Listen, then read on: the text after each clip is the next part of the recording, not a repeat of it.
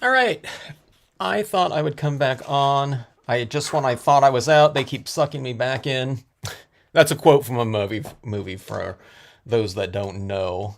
But I thought I was done with a lot of my scenes in terms of formatting them into cards, but I just found a gigantic stack of old scenes that I've done for this channel, and I think some are going back for, I don't know, I'm guessing over 6 years or something like that. I remember doing a lot of these, and a lot of these look familiar to me, just from, I don't know, some of the posts that I've done on Flickr and such. But I thought I would do a quick flip through of this and see if there were kind of some noticeable differences in terms of the look, between these pieces and my current pieces.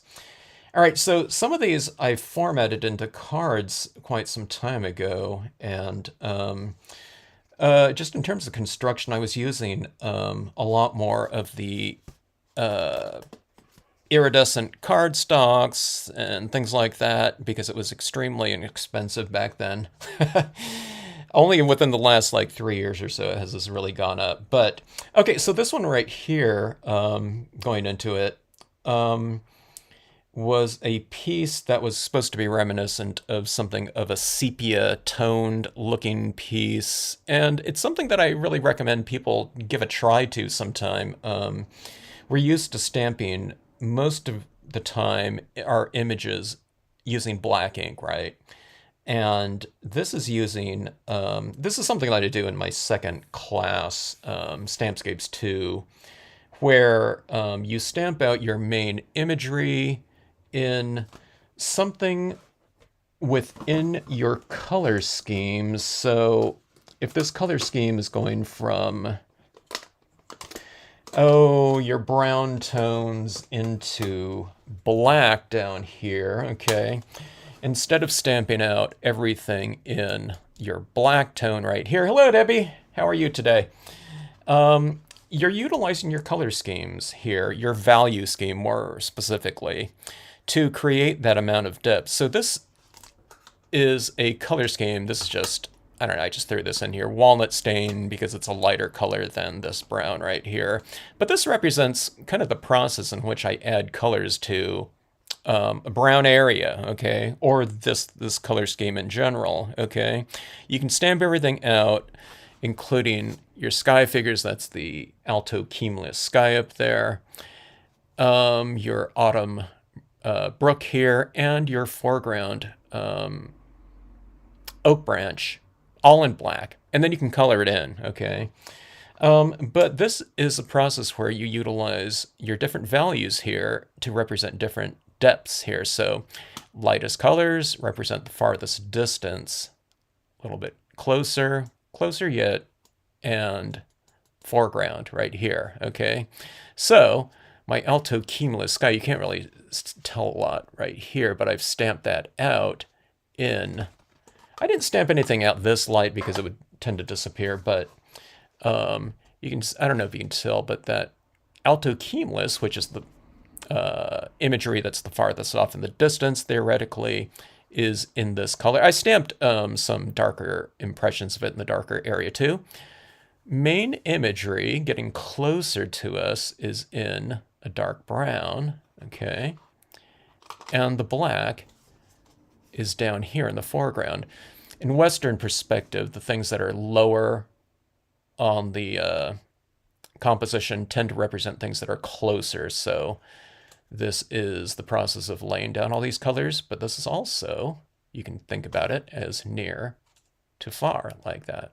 Okay, it doesn't always have to be monochromatic like that. You can have, super light blue clouds, medium tone trees, or something like that in a forest, or whatever it is, and dark green for your foreground foliage or something like that, and you'd be utilizing value to create depth, but just within the image impressions themselves, not just in your color additions and whatnot.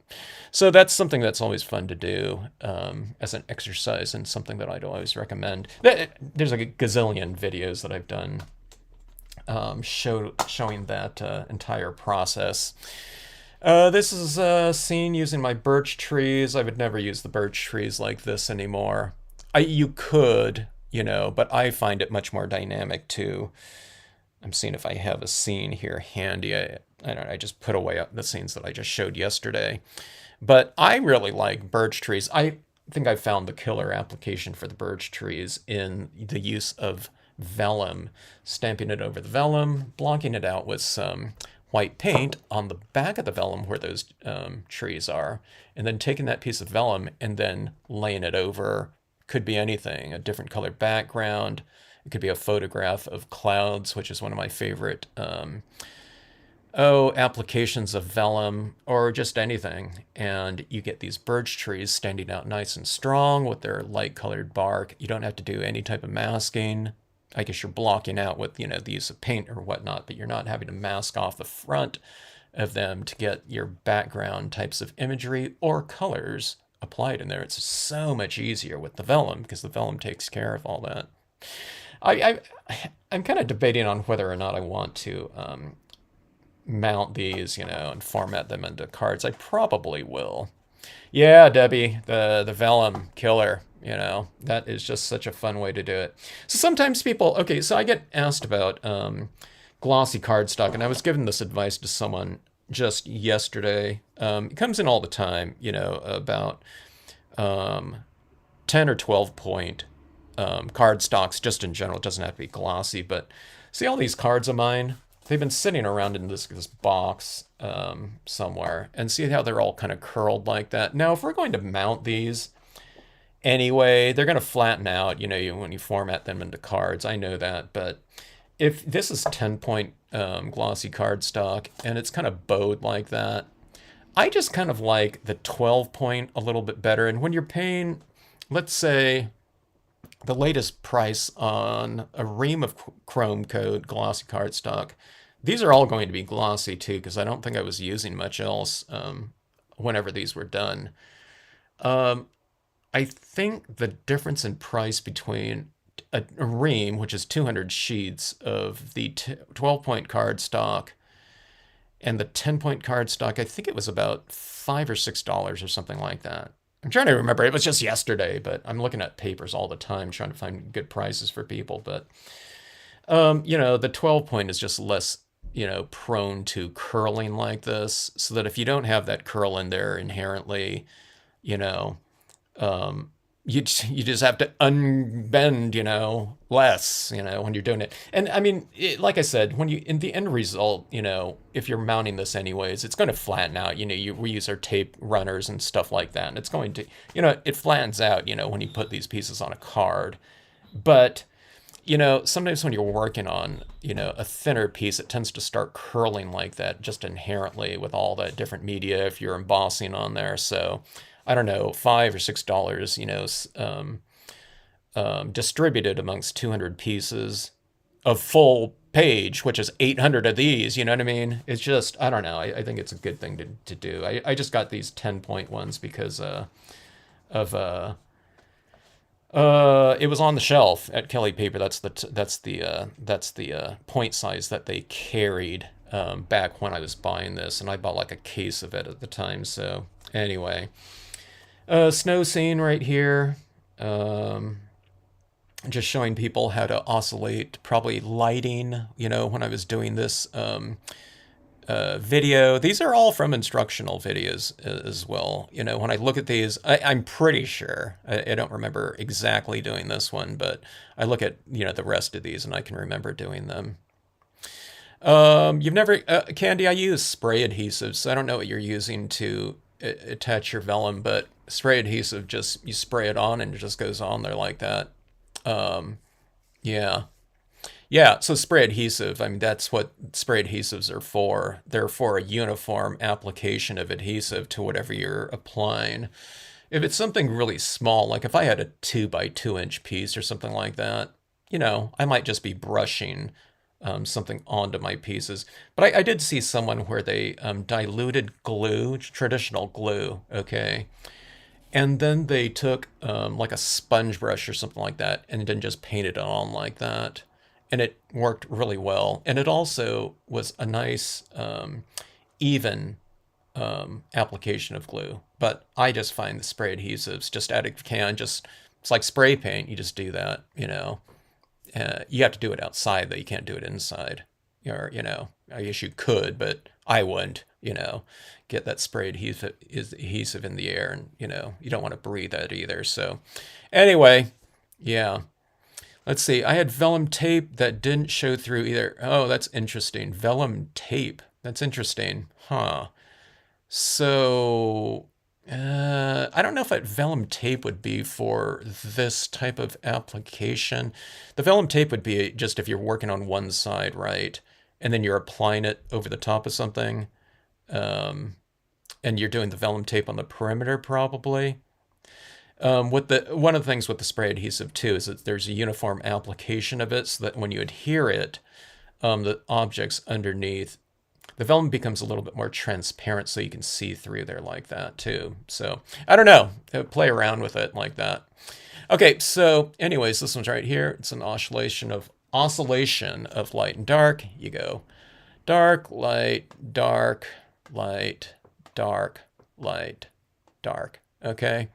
It doesn't matter how many times you're doing it, or where you put it, but if you oscillate your lighting like that and your contrast and whatnot, it just makes for a much more interesting surface, okay?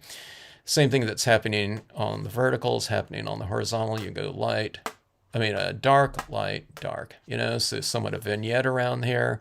This area that's light on the inside, you don't have to think about too much, but then you just break it up here with dark and dark like that. So dark on the perimeter, broken up like that. And that makes much more kind of dynamic style of lighting than if this area in here was just completely illuminated. You don't have to go that dark like that, but if you have these kind of encroachments like this of shadow, with any type of values at all, typically within your color scheme. If this is a green meadow down here full of grasses, you would come in here with like probably a darker green or something like that. Or if you have trees up there, that's a natural place to put shadows, on your surface like that. So, on this one right here, the difference between what I'd be doing on this now and back then, I'd probably use a little bit more white pigment ink on here. I might have used more, but then I spray sealed this and some of it disappeared. So, yeah. Okay, so anyways, let's just move along here. Like I said, these are some really old pieces right here, and there's videos for them. But this is a piece using an Edward Gorey stamp. Everyone likes this little, I don't know if it's in here, but everyone likes this little, I don't know what it is. It's like this little, amphibious looking creature, like a newt. That's the closest thing, but an Edward Gorey style. But this little stone thing came out of that same Edward Gorey set. Edward Gorey's this contemporary artist. Contemporary, I don't know. I think he died. I'm not sure, but interesting artwork. But there was a kids stamps set featuring Edward Gorey stamps, which was shock to me. But I picked it up like at a Barnes and Noble or something like that on the like their gift shelves out front, and they had a bunch of different stamp sets. They're all foam stamp sets, but I mounted up on wood, being that I'm a stamp manufacturer. But I don't know. Every time I use that other Edward Gorey stamp, everyone wants that set, and can't find it anymore. There's probably tons of them out there because they probably made hundreds of thousands of them if they were being sold at Barnes Noble or whatnot. But probably people that bought that type of thing just tossed it. It wasn't really being marketed to rubber stampers or anything like that. So people didn't keep that type of thing probably. And I don't know how many people were buying Edward Gorey either, or even knew about him. But fun stuff. Just it looks like I had some gel pen.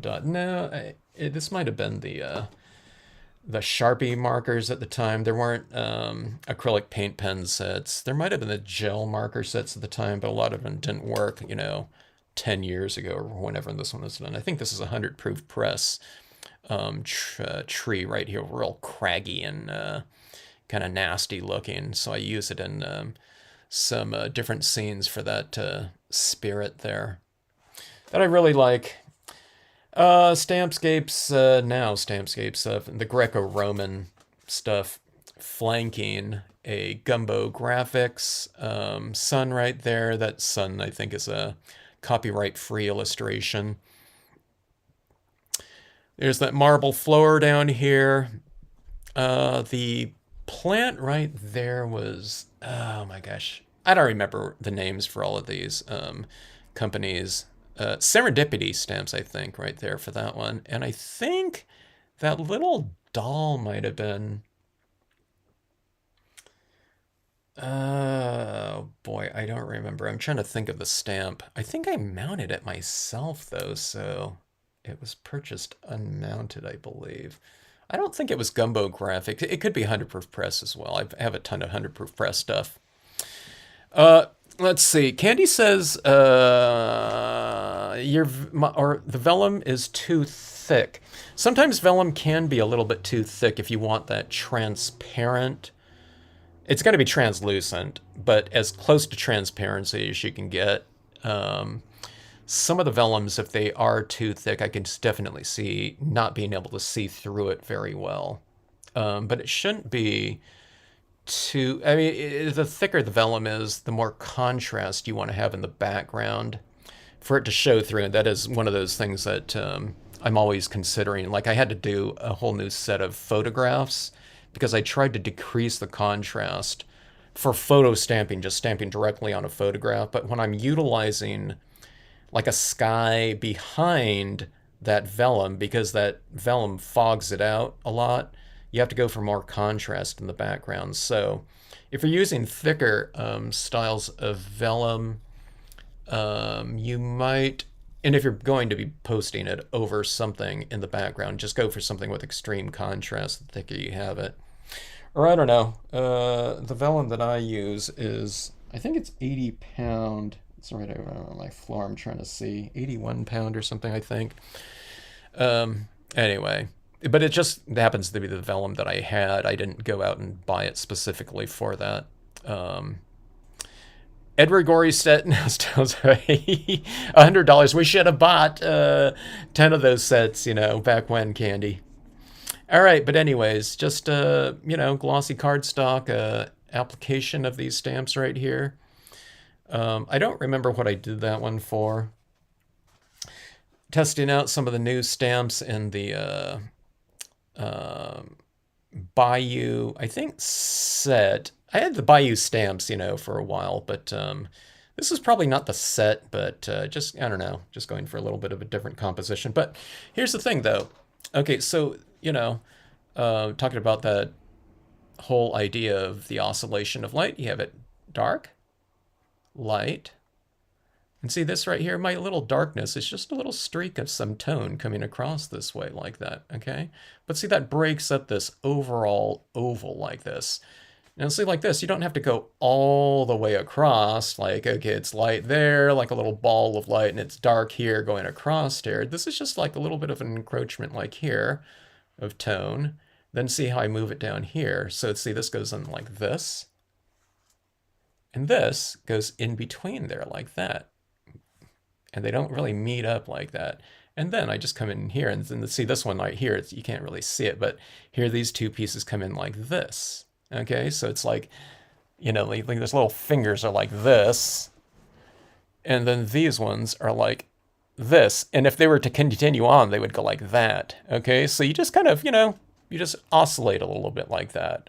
And, you can develop a pretty, decent but very simple lighting scheme. You can use this lighting scheme in 100% of your scenes and it'll look, just fine.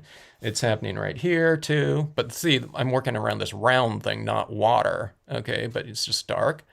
Lighter in here because that's the sun. But see how I block this off down here. Now see, if this was all light, I mean, it wouldn't look bad or anything like that. But when you bring in this darkness like that, it makes your foreground stand out a little bit more. And plus, this is supposed to be, in the background, this is supposed to be a horizontal area, right? But then you just darken it in like this, and here's that little thing going in like that encroachment. Do you see that same shape like this? It's kind of blended it in like this. And here it is right here again. It's just done in grayscale on this one, and this one it's done in colors out of my color scheme like that. Hello, CM Hawkins. Hello, Linda. Good to see you. Travel Dreamer. Good to see you. Thanks for joining in here. Just a little winter scene like here. Here's my Charlie Brown. I tend to think of it as a Charlie Brown style of snowfall. It doesn't look like that on the cartoon, but you do those little dots like that, and then you do on a few of them, you kind of trail off like dot, dot, dot, dot, going up like that. So it creates a little bit of visual movement within your piece like that. And see, it's kind of over here too. I didn't add it, too crazy down here, but there's like 3 of them with that little trail off type of snowfall in there. It kind of, it creates kind of a little bit of visual movement and motion into the scene like that. So the main, I don't know, whatever snowflake is larger than you just trail it off with some smaller dots.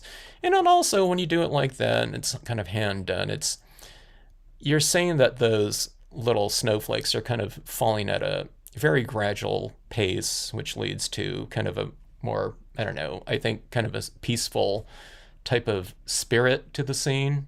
And plus it's kind of, it's kind of, like I said, it's like that Charlie Brown looking type of look. So it tends to make it a little bit more playful too, when you do stuff like that. I don't know. I don't do it too often. I should do a little bit more. Let's see here. Yeah, Happy New Year, CM.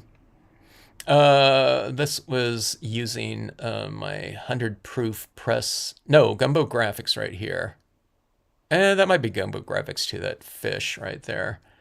But I think I called this one. It was something star something, I think. So I have this moon up here, and then I have this fish down here, and all these like air bubbles are coming out of it. But it's going up here into the sky. And I wanted to kind of give it this look like, that's this thing, this fish, this one fish, I guess, is creating all the kind of the stars in the sky type of thing. I didn't go into it thinking that, but that's just, I don't know what it ended up being. There's a lot of the medium waves here throughout the piece, going all up to here, and they're right there, but then I have a lot of the waves right in here. But it's just figurative. I have these fish just swimming like over the water too, but this fish down below is supposed to be representative of under the water as well. So, I don't know. All of my funky little, designs, it's fun to kind of break them out like that. You know what I mean? It's, when do I get to use like a skeleton fish? Should have done an underwater area in our monster maps. Maybe that'll be the monster map for next year. Hello, Laura. Laura D and Laura V. Yeah, it drops on a window. All right, this is one using my angel from Marks of Distinction. Every time I use that thing, everyone wants to know where that's from. Marks of Distinction made some really gigantic stamps of a lot of angels and figures and things like that. A lot of the 19th, 20th century engravings, okay? And Father's Day card, huh? That could have been. We'll have someone up there. We should do, this would be perfect in a monster map. If you have a skeleton fishing, right? And then he's catching, these are the fish that they would be catching, those skeletal fish, right? Wouldn't that be perfect for that? I like out of the box scenes too, Candy. But this one right here, this one's the bear right there. This one's right when Terry passed away. He was a stamper and scenic stamper, but his thing were bears. And I did this piece right after he passed, um, with the angel up there. So, yeah, I don't know. That's in a video format too. But yeah, oscillation of light, this thing coming out of the heavens and whatnot. But light, dark, light, like a little spotlight on our little subject matter right here. Light and dark like that. Tip of my hat to you, Terry. All right. Busting out a lot of my 100 proof press imagery right here. Not all of it. I don't remember who the hand is from. This one might be Leavenworth Jackson, actually, now that I think about it. Maybe not. It's not all 100 proof press, but I'm thinking these bugs are right here. But I like doing these little things with the little geometric types of shapes using the compass and the universal tool holder in it. It would have been the gel pens at the time, to create these kind of geometric relationships within a piece. So this thing's like, I don't know, whatever the oh my gosh, what's the word I'm looking for? It's the rotation around, this moon like that. Orbit. And I don't know, just kind of thinking of this like that. And I put little things like around on these circles like this. Just as little visual types of cues, I guess, or whatnot. Fun stuff. Pegasus right here. I don't remember who that's from. You can type in Stampscapes and Pegasus, and the video will probably come up. But always using these types of things with my sky imagery. This one right here is Starbirth right here. There might be... no, it's just strictly Starbirth. I didn't mask anything off either, but you have to be careful not to have that type of structuring where you're stamping this out. So the Starbirth image is right here and right down here. And I probably I don't know, I probably stamped this first, I'm guessing. I might have stamped it second, but just knowing that there's a lot of open space within here, you know what I mean? I don't want, the stars to be showing right through the horse and whatnot. Monsters and angels, that would be good, Linda. Especially, I never used to think about that type of thing, but I am thinking about doing some angels coming up here, just because these companies that were around just aren't around anymore. So this was a lesson on doing things underwater. So I have the cracked earth under this imagery right in here because, when we're doing scenes, oftentimes, me too, okay? I'm usually thinking about the surface of water, okay? And we're not thinking about it in terms of clarity and being able to see things underneath. I do that on some of the things when I'm consciously thinking about it, like I'll put rocks underneath there or something of that sort. And then you'll just tone over them with color and shading and everything like that. But it looks like the water is clearer. Okay, so my cracked earth stamp like that, a lot of people think deserts or something like that in a very arid terrain naturally, but when you get that cracked earth type of look to things, it's usually something a little bit more akin to something that's seasonal, something that would have water, during certain times of year, and then it just dries and it dries brittle and cracks like that. If it was just some kind of desert that's always arid, it wouldn't have those, types of cracks in there. So it's it's one of those images that I often use underneath things like that.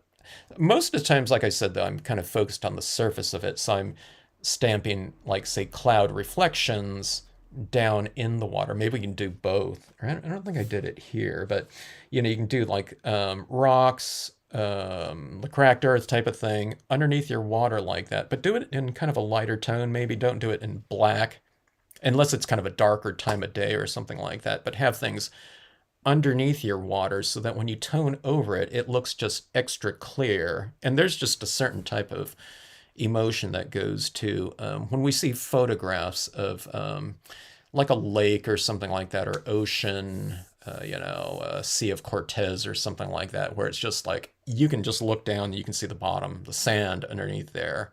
And when things just look so clear like that, there's something to be said about like really crystal clear, clean water. You know what I mean? It just lifts the spirit. So you can do that in stamping. You just have to stamp something lighter underneath it, and maybe just in the foregrounds or something like that. So I should do things where I have things like reflected, maybe in the distance.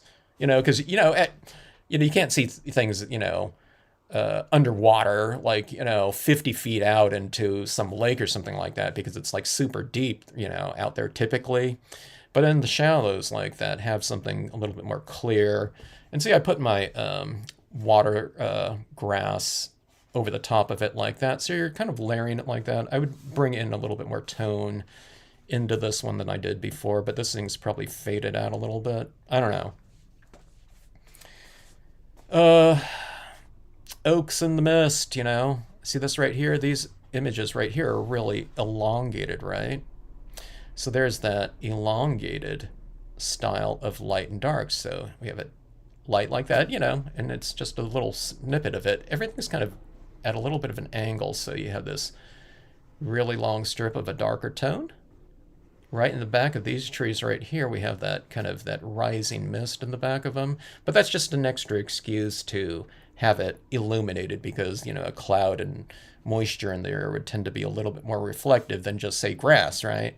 So that's illuminated back there, but this is dark, light like that again, to make that little deer stand out a little bit more. And then dark again. So, here's this thing. Here's my areas of darkness like that, like that, and then one more down here. So you're just oscillating your light like that. I don't know what this one was, pinks and blues or something like that. Oh, this one right here is probably talking about that whole idea of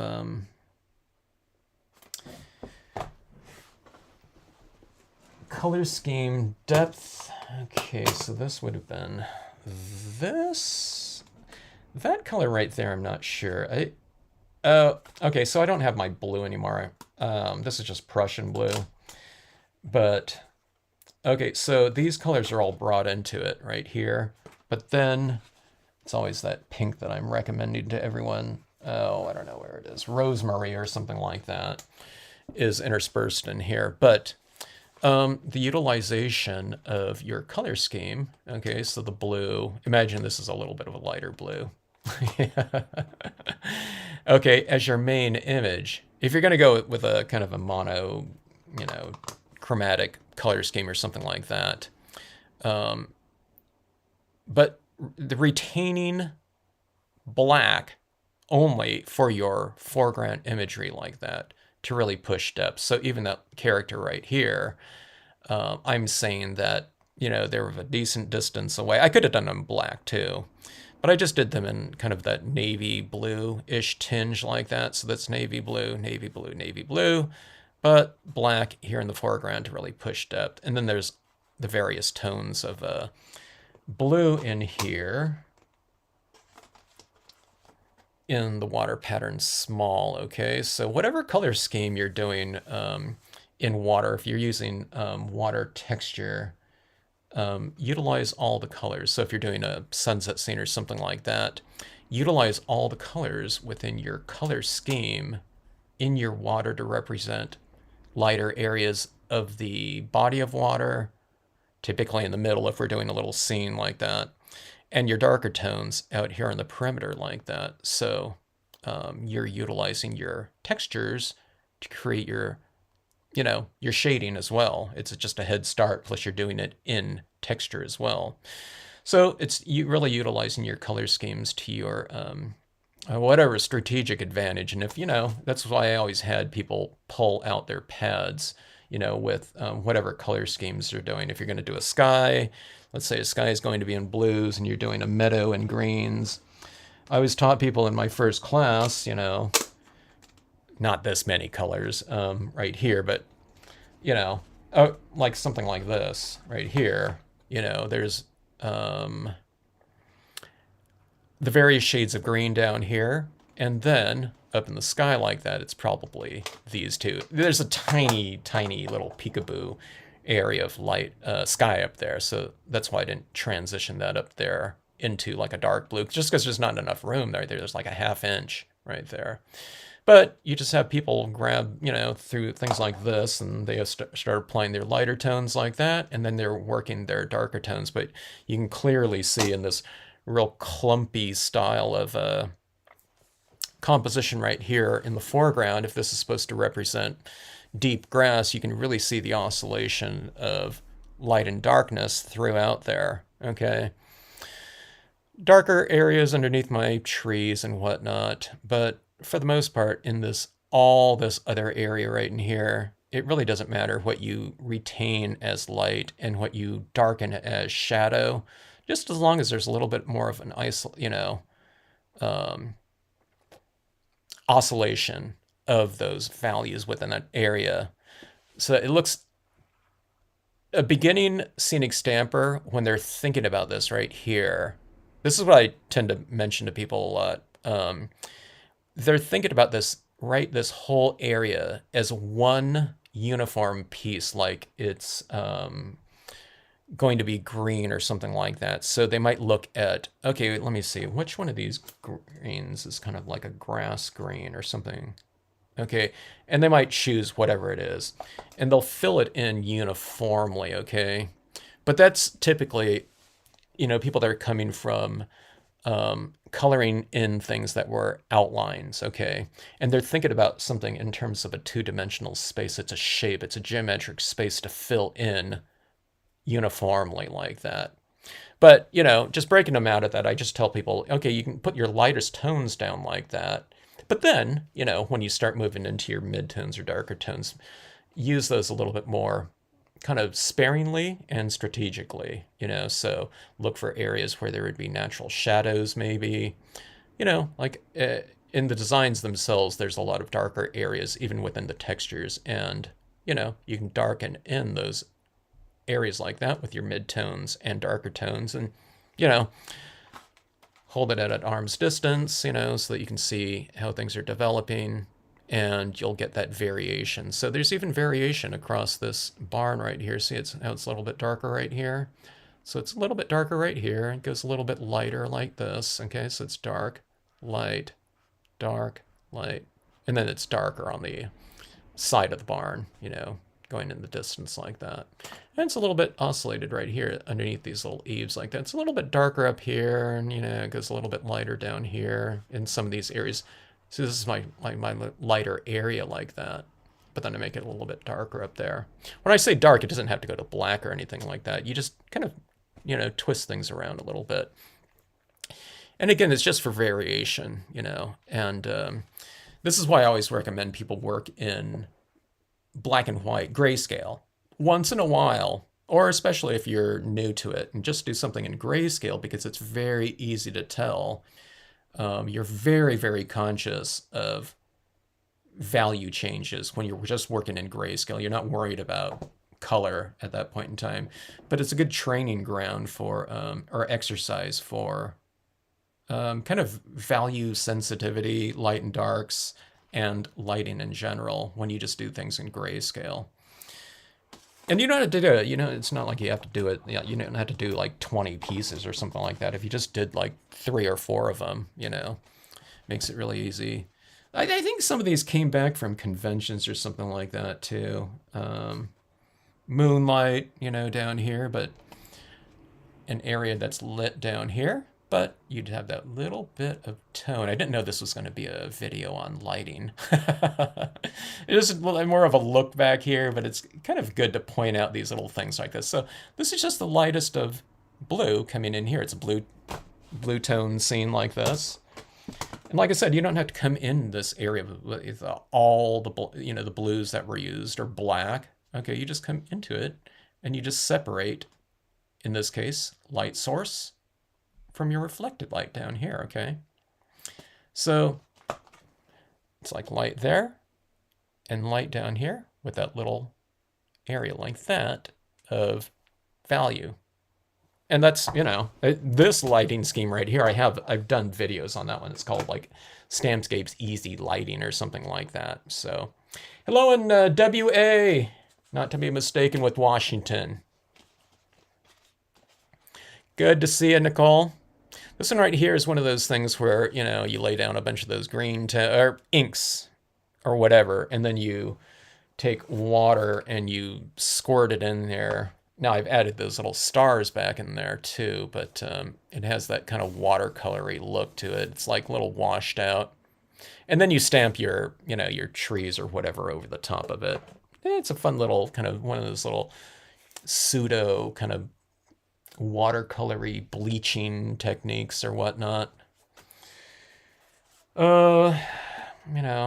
Lighting scene. Okay, so this one right here, I've used a little bit of a greenish tinge, just to kind of liven things up a little bit. I'm trying to think of if I used some of these I need to go back into. Like I have, the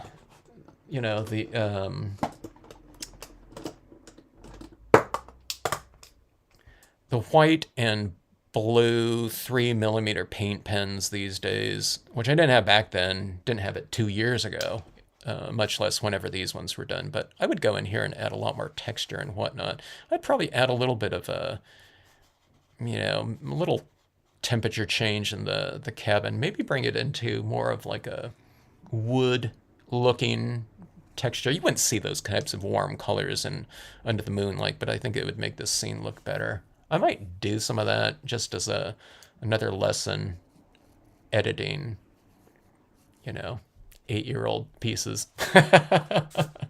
Here's another one like this. I don't know why. Oh, this was a lesson. Oh, okay. This was a lesson on varying the looks of existing media. So this is called like Snowy Brook right here, but I was just showing that if you go into it and bring in greens, then suddenly this is a springtime brook or something like that. It doesn't have to be winter, okay? It just depends on what colors you put on there. All right, so here's another Edward Gorey piece right here. There's one of my favorite little guys like that. I don't use like all the stamps out of that set, but they're kind of fun. But this is a really super easy piece right here. There's this lighting scheme like this. Do you see where I have my shadows going in like this? It's kind of like, here's my shadows coming in from this way, and then here's the shadows coming in from this way. So see, when you come into that, I mean, you could do it where, these two things are kind of separating like a moon or something up here, but if it's water, I usually do this thing where it's oscillating. So if these things were these little streaks of shading are coming across on there, these little striations are, I usually have it where they don't meet up like that. So it's kind of like this right here and like this right here, okay? So it just goes, like this. It's like more of a staggered look like that. And see this, this is one of those compositional things. If you have like a little figure that's pointed a certain way, I usually have them looking into the scene as opposed to having it right over here and looking out, Grayscale, a little bit of blue, but green in here to make it look real murky. If you want a good, real murky type of color scheme, it's just like adding in do a lot of grayscale and then go with something like this, I love this peeled paint kind of distress ink. I don't know if that's the color that I used on there, but it just looks kind of like real muddy. See, do you see that blue right there in that area? And that's probably peeled paint. I don't know. It sure looks like it though to me. But it kind of makes it glow though too, doesn't it? Like that. But it's kind of like a ugly, purposefully ugly I don't know, some people might see it as beautiful, but I'd say it murky more than ugly. Like that. Spotlighting. Okay, this one's called spotlighting. Okay, this is just for a dramatic effect. Like if you have someone on stage or something like that, and you just spotlight a certain area, as opposed to overall lighting in here.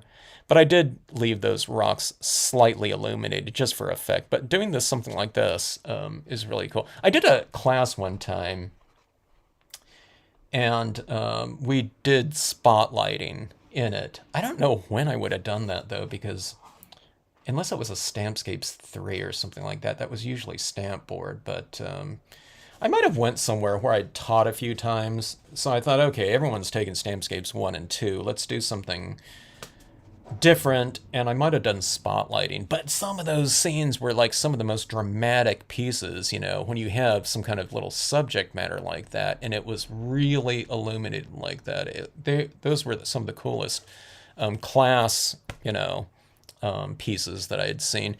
Because it was really fast too, because people weren't, worried about, whatever other things were in there for the most part, because they were being toned out.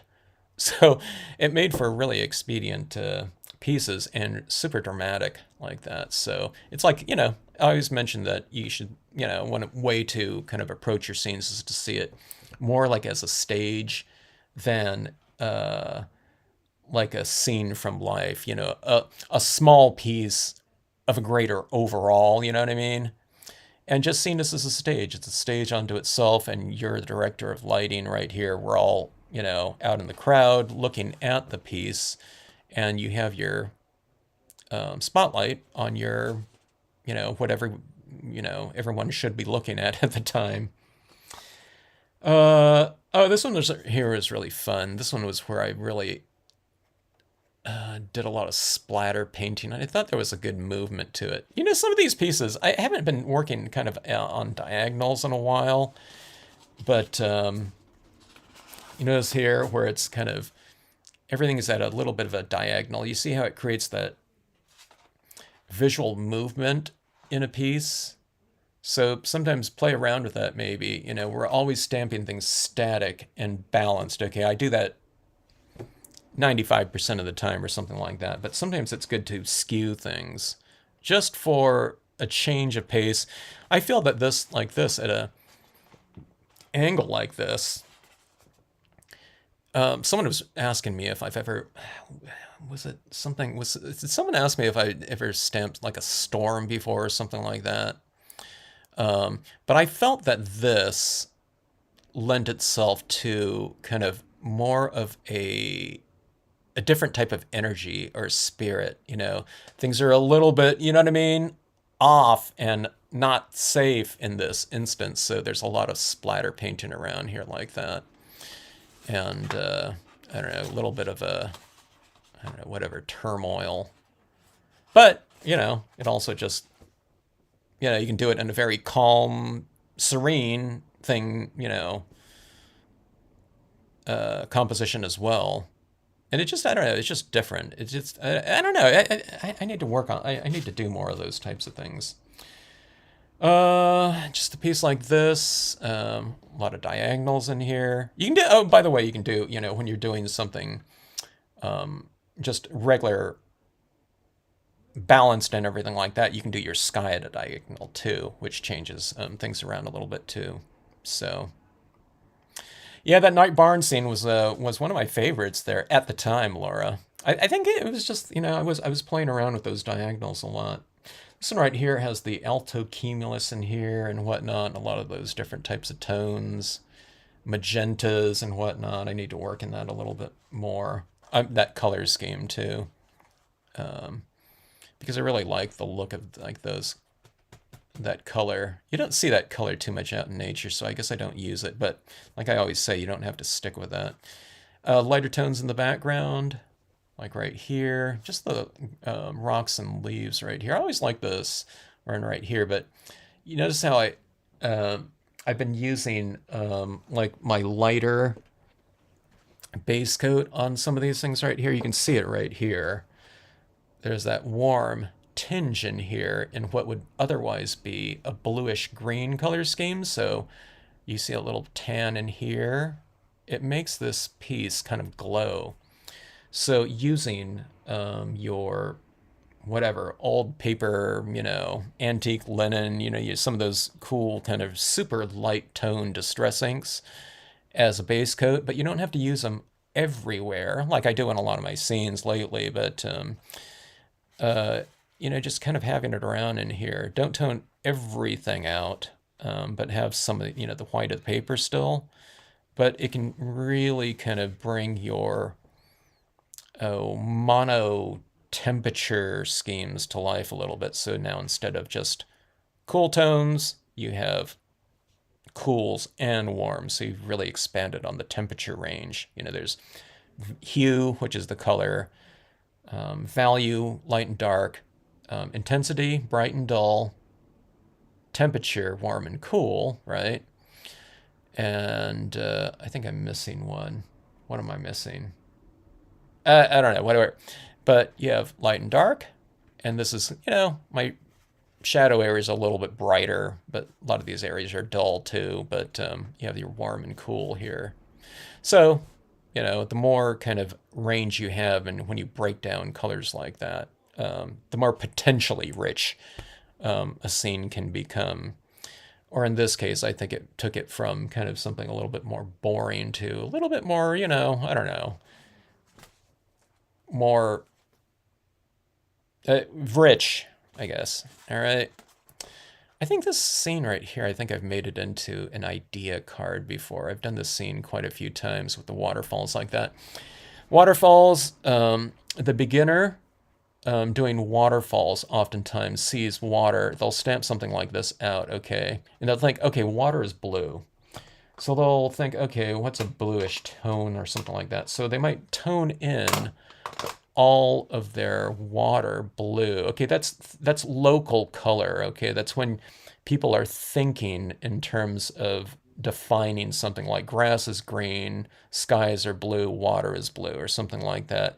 And they'll tone that all out. Sometimes that looks okay, but water tends to look, especially aerated water, tends to look very light. Look at any kind of waterfall photograph or something like that. But we still want some blues in it if it's a blue tone scene, okay? If it's sunsets or something like that, where you have warm tones of light, it might look more gold or something of that sort. But I typically leave these areas lighter than the surrounding area. So that if you go darker with it and it looks really dark blue, then just make your rocks a little bit darker or quite a bit darker. Just keep toning them in so that that falling water and the churning water at the base of it looks lighter than, like, say, the surrounding rocks or whatever type of terrain you'd have around it, okay? But, yeah, I mean, here's these little areas of darkness like this. But when I say darkness, it's of the lightest blue. But see, I don't have this whole area just completely light down here. There's little streaks of even some of your lighter blues like that, just to break it up. So it's going from darker or lighter, darker like this, but it's the lightest blue, and then light down here. See that? Where it's going from light, dark, light like that. And then it's dark down here. Darker, I should say. And then it's lighter here, but here it's that same oscillation of light and dark, but sometimes it's in the narrowest of, tonal ranges like that. It might go from 5%, blue, whatever grayscale like that. I mean, it's blue, but I'm talking about like a 5% tone to white, which would be like 0, the color of the card. But just working those little things like that, are really fun. Hello, Yvonne. Good to see you. Hey, Janet's on. The Palm Cove right here. And there you see those little types of streaks across there. See that right there? And then see where this one comes in like this. So here's my little streaks of tone like this, right? Imagine there's my fingers are inking tools. Coming in like this one. This one kind of goes like this a little bit, like that, okay? But leaving your moon a little bit lighter, See, but there is some tone on that moon. But you know, if you put like the darker you make your moon, just make your surrounding area maybe as dark or a little bit darker to make that moon stand out as your light source. So if this was like white up here, this moon would be darker than white, you know, because this is like white right here. Okay. So just make your light sources the lightest thing. So it's like sometimes like, oh my God, I made my moon too, or sun or whatever, too dark. Well, that's fine. Just make your area around it a little bit darker. You know what I mean? And then by contrast, you'll make your lighting source seem lighter. You're not going to make your lighting source seem, you know, white again, you know, if you toned it out, unless you use white over the top of it. But, you know, just use contrast. This one right here is using purple tones and whatnot. Very light. Oh, I didn't even use black on this at all. So if you don't use black, I don't use black to tone around the perimeter like this, but this is like, I don't even have these colors anymore. Well, maybe I do. I didn't think I had these colors anymore, but some of my Marvy pads are just like, no, I don't have that. I thought, yeah, I did. I don't think I have my number 8 violet anymore because it disintegrated. As my Marvy pads kind of are disintegrate, if I don't have a blank pad for it to use with that anymore. But see this right here, this is, I don't think that, I don't have this color. I think this is pale violet, and I haven't had that one in a while. But that, yeah, I think I'm missing a lot of these pads, but okay, so oh, this is a number 8 violet right here. Okay, so this is like this color right here. All right. Yeah. And then this, I don't think it's this one. This one's orchid right here. The one that I used to use a lot was pale violet, number 31.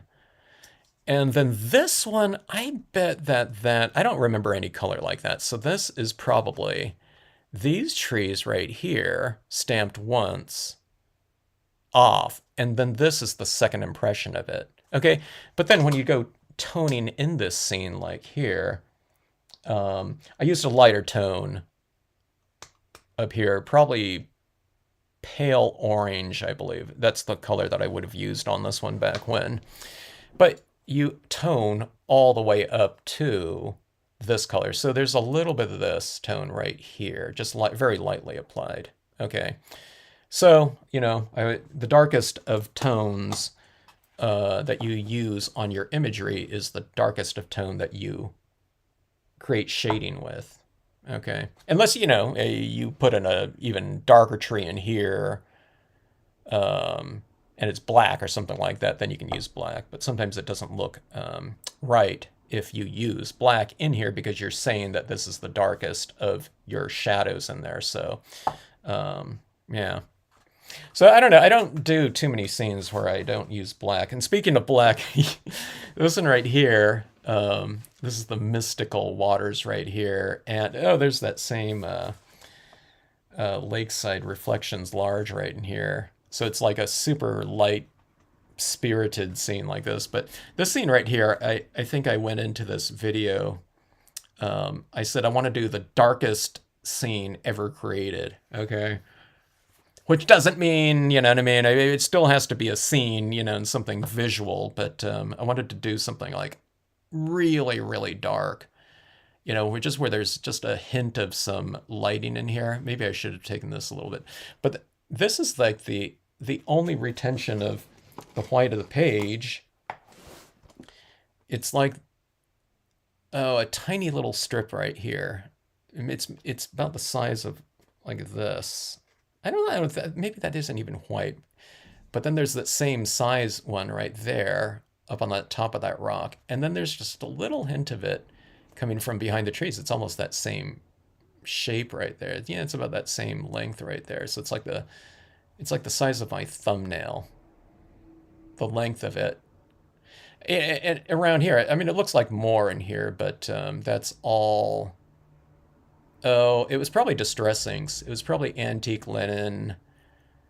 I don't know. I have some other. I I've narrowed down my distressing colors that I use because some of them were so light. It was a little bit redundant to use multiples, but the the old paper, antique linen, and walnut stain or walnut ink. I don't remember whatever color that is there.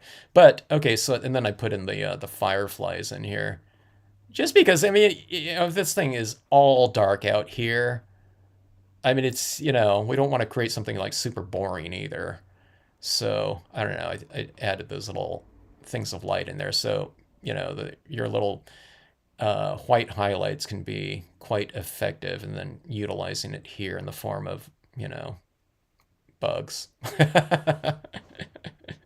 Well, I use the sound of silence right here as the scenic sentiment piece right here. I don't know. I should do something again like this. That would be good with the Edward Gorey. This tends to be like the tone of scenes that I do using those Edward Gorey stamps. Just grayscale with a little bit of warmth. Tons of little glowing little insects on this one. Maybe too much. Maybe way too much, but I don't know. Going a little bit crazy is a good thing, right?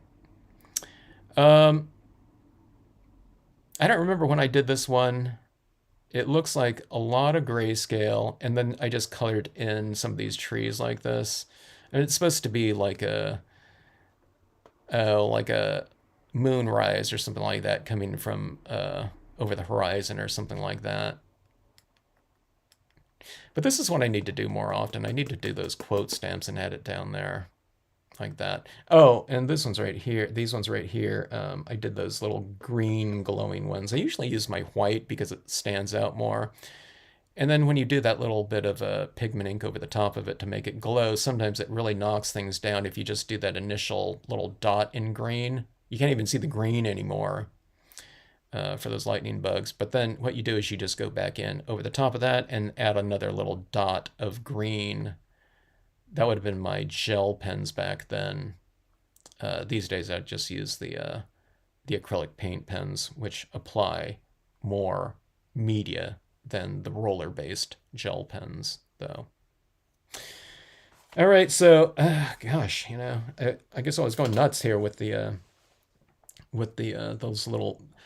These ones right here aren't supposed to represent like lightning bugs, uh, fireflies. These ones are supposed to represent more kind of like little magical little orbs, and I think that little dancing little fairy is, I want to say Gumbo Graphics, but again, I'm not sure now. It's been so long. But these little orbs right here are pink, so you do that little whatever we call it, tutu or whatever, in pink, and this is grayscale. This is like a spot color type of photograph where you have, you can set in your digital camera what colors. You can do it in post production too, but you set whatever color you want in your camera. You have to designate a certain hue, and it will do everything in grayscale, and anything that's of that color or range of that color, whatever you designate, will shoot in that color. It'll retain that color. So these little orbs are pink around in here. And then my little dots, which you really can't see too, my little highlights are pink right out here. Maybe you can see it. It's a little bit blurry though. But here's the things, here's those little rocks under the water that I was talking about, and here's those little streaks of darkness coming in here. I didn't go all the way across because we don't want to, there's a little subject matter too in here, but you see that little oscillation of dark, see this little streak of like tone? It's not just in water. See that little streak like this, just this little drag of tone. That's happening right in rocks. It happens in everything. It happens in buildings for me. It's coming in here. See that how it comes in here like that? And from this side, it's coming in from this side like that. Okay, so it's the same little thing. So if people can do like a little swipe, not with a paintbrush, but you just come in there like that. That's my whatever the structure of just about every coloring that I do is just, it's nothing more than that.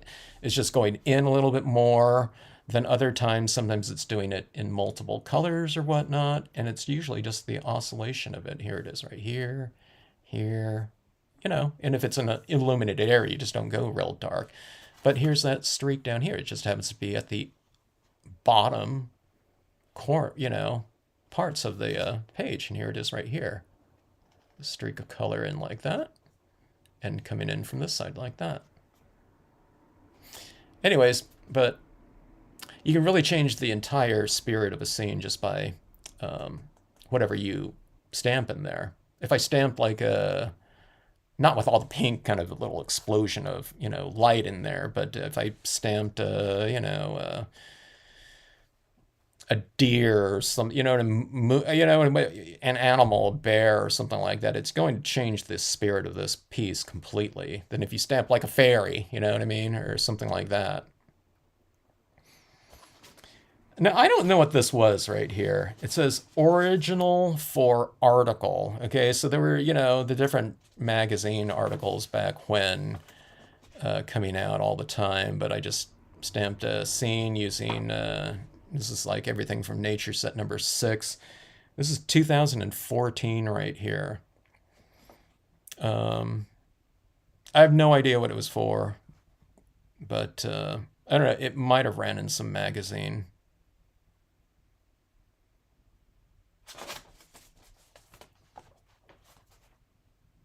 Monochromatic right here, just using green tones. I really like using green tones, monochromatic green tone pieces, but really making it rich with the use of yellows and yellow greens underneath those darker tones like that. I thought it looked pretty good with the antique gold probably here.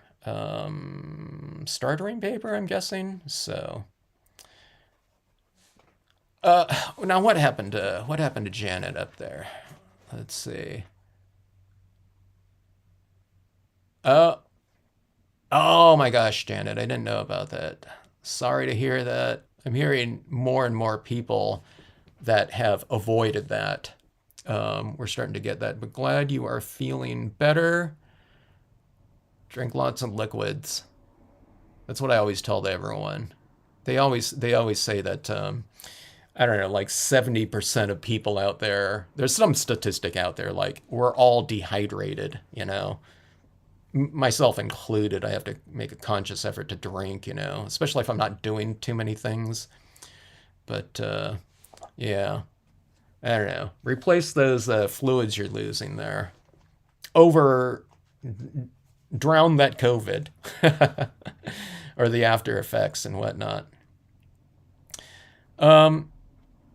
Glad you like those green tones. Now this one right here, it doesn't look that exciting or anything like that to me. It doesn't look to me either. It's kind of like, I don't know, Northern Light-ish type of thing. But this scene right here, I was surprised to see this one here that I found. I found all these pieces in an upstairs room. I was thinking, what is this right here, And I was glad to see that a lot of these were already formatted like this because I didn't want to have to format them all.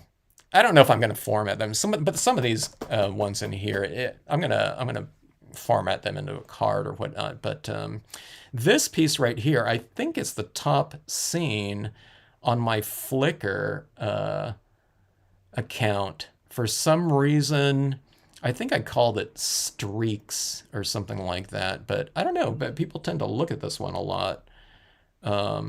Maybe they think it's a photograph at first when they see it up there and they just go and check it out of curiosity or something like that. But this one right here, it's always in my top most viewed Flickr thing. I think it's been looked at thousands of times. Let's see. I think this piece right here, isn't this the piece I'm using for that little intro to this channel or something like? I need to redo that intro to the Stampscapes channel, but I think that one might have been it. I don't watch that intro, I cringe at I don't watch any of my videos. I cringe at them. But I think that's the one that's up there as I'm kind of talking about the channel right there now that I look at it. Green tones like that, your warm tones of, I wouldn't call this sunset colors or anything like that. I don't know what it is. It's too deep for that. It's almost like one of those things where there was like that, I don't know, whatever, volcanic activity or something like that. But I like doing these deep, rich saturations like this. I didn't add, I wouldn't do this so much these days, I think. I think I would come into it more in the spirit of the alto cumulus back there, the mackerel sky, and I'd streak into it this way to emphasize the slightly diagonal formatting like this. I'd come into it like this and streak up here. It's put some streaks in it like this, I think, and then I would come like I did here and come down here, but I would emphasize it a little bit more. But here's the thing. Here, if you have a grouping of rocks down in your foreground like that, one of the things that I'd recommend, don't tone them and shade them all out like this. Have them darker in some area like that, even if it's a small area like this, okay? This one goes pretty big. It's almost like a half page right here. But have something illuminated down here so it's going from, see the tops of those rocks are a little bit lighter and then it goes dark, but then have an area of light like that and then go darker down here. So you have the benefit of your darkening of your kind of vignette like this, upper left and right corner like that. But then you have this little area of illumination down here. It's almost like spotlighting something. You don't have to put anything down there. I wouldn't put something in front of this because this is all dark right here, so you don't want to put like a deer or something like that because you wouldn't even be able to see this because the silhouette of it wouldn't be visible right here. But if you have this illuminated down here, it makes it really good. But see, it's the same type of thing. I mean, I'm doing the exact same thing on just about everything, people. And it doesn't have to be too, sophisticated. But see, here's this area of darkness coming in like this. It doesn't come in here like this one does, where this is all dark. But this is light like that. But you can see this is almost like the same lighting structure right here. It just gets darker right here because this is all like rocks right here, and this is a darker scene. But see this right here? I'm just coming in like that. So there's that same area of illumination. And here's this whole kind of area of illumination up here. So it's almost like illuminated down here, but I break it up like that a little bit more. And you can see this done over and over and over. And like I said, it's a really good lighting convention for a quarter page card like that. We're not going to have 20 different areas of oscillations of light and dark, amongst a 4 1/4 by 5 1/2 or something like that. Yeah. If you're thirsty, you're already dehydrated. So I've read a lot about stuff like on hydration and stuff because I used to go, well, you're a hiker too, Janet. Um, yeah. That's what they're always saying. So, yeah, if you're thirsty, you're already dehydrated. Um, I need to drink more when I'm doing these videos because I start losing my voice on them sometimes. But yeah. Can't wait to see all your older scenes. Oh, yeah, these are some older ones right in here, Jeannie. Thanks, Yvonne. Let's see. Cold medicine short. Oh my gosh. Is there a cold medicine shortage? What a drag. There's like a shortages on everything. We just got a notification that like gas and power is going to go up like exponentially starting this month. Bad moon rising. Hey, that's a good one right there. That'd be a good. Yeah, we need a moon in that one right there. That'd be cool. Um, yeah, I gotta look at it. 14 glasses of water with lemon a day. That's a good idea. We have a bunch of lemons, and I was doing that too with like limes too, because I got a bunch of limes from the guy that makes my rubber. I asked him if he can give me like three limes or something like that, because we make salsa, and he gave me like 3 lifetimes worth of limes off their trees like that. Um, yeah. A lot of these are on Pinterest, or they're all on the Flickr account. Yeah, all these are on, I think, on the Flickr account too. Okay, now this one right here, I thought there was something different with this paper or something like that, but it sure looks just like glossy cardstock. But very apparent though, right? I mean, here's your dark, light, dark like that. So just, sometimes your areas of lightness are, just little bits like that, okay? But here's that same kind of streaking in here. I think I did something different on this one right here. I don't remember what it was. Like I was using like a sponge or kitchen, I don't know if it was a kitchen sponge or something like that on here. But the application is like, it's not like quite as feathered in here. It's like just one application to get that streak right there. So I don't know what it was.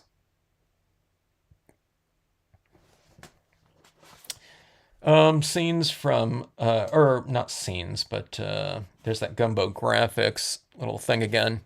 And this little horizon down here. I didn't use anything down here. There's nothing down here like the Seaside Cove or something like that. And this is a character from Onion Arts. I think Onion Arts used to. Hey, that matches my shirt right here. This matches. Onion Arts, I think, was a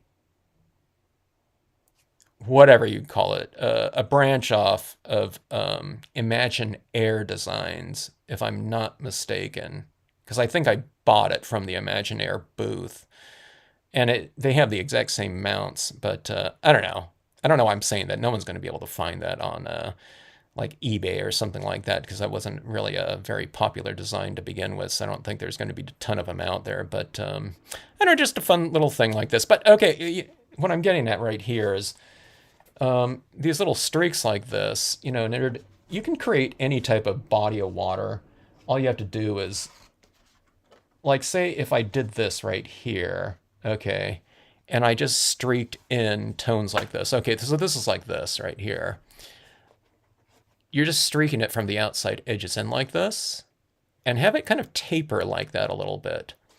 But that's how this was created right here. I just masked off, just with a piece of paper. I didn't tack it down or anything like that. I just went like this, and you streak in tones like this. Don't do it with just the black. Do it through your lighter tones too, and work up to it.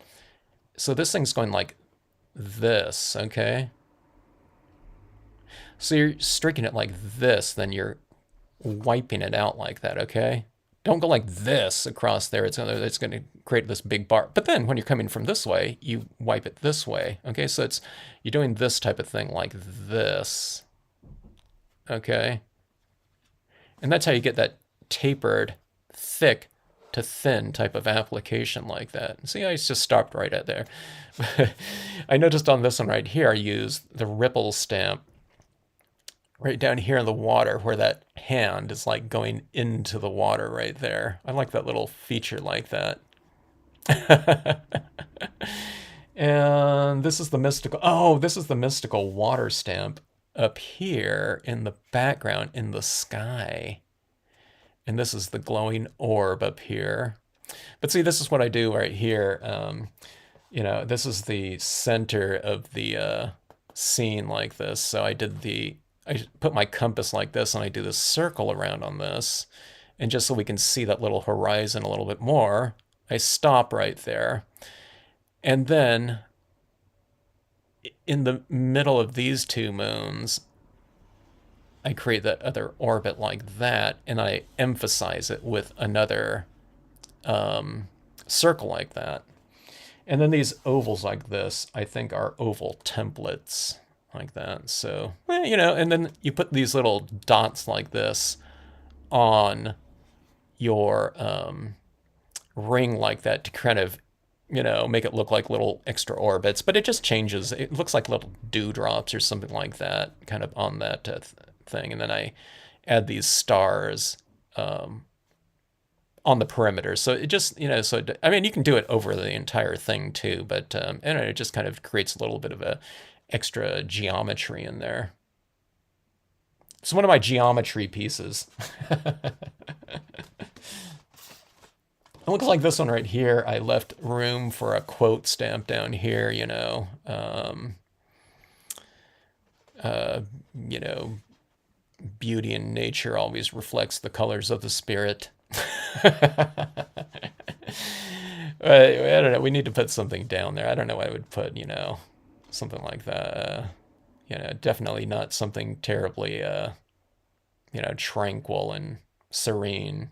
Although, you can say it's definitely beautiful in its own type of thing. I've been watching some videos lately of that eruption, on Hawaii that's like engulfing people's homes and everything like that. It's nature, it was, could happen at any time, but crazy. And I've been watching this Netflix thing of where that those people, it was in New Zealand or something like that, on that tour boat that got caught in that volcano. So yeah, not something to really, joke about or anything like that. But I don't know, something powerful. Someone was talking about doing something with like fireworks for New Year's or something like that, and I was mentioning that this was the fountain of light that I would use for that. But some people have done that. People that had figures standing in a, like I remember it was on an envelope. Kathy Lewis did. No, Kathy Lewis or Suze Weinberg. I think it was Kathy Lewis sent me a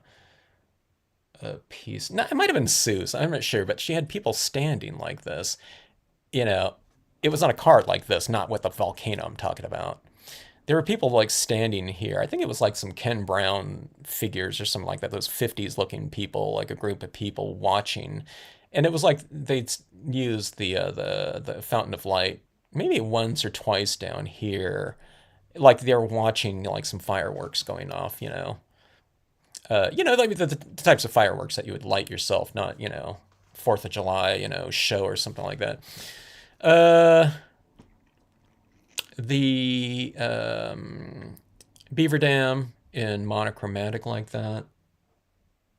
This is interesting right here.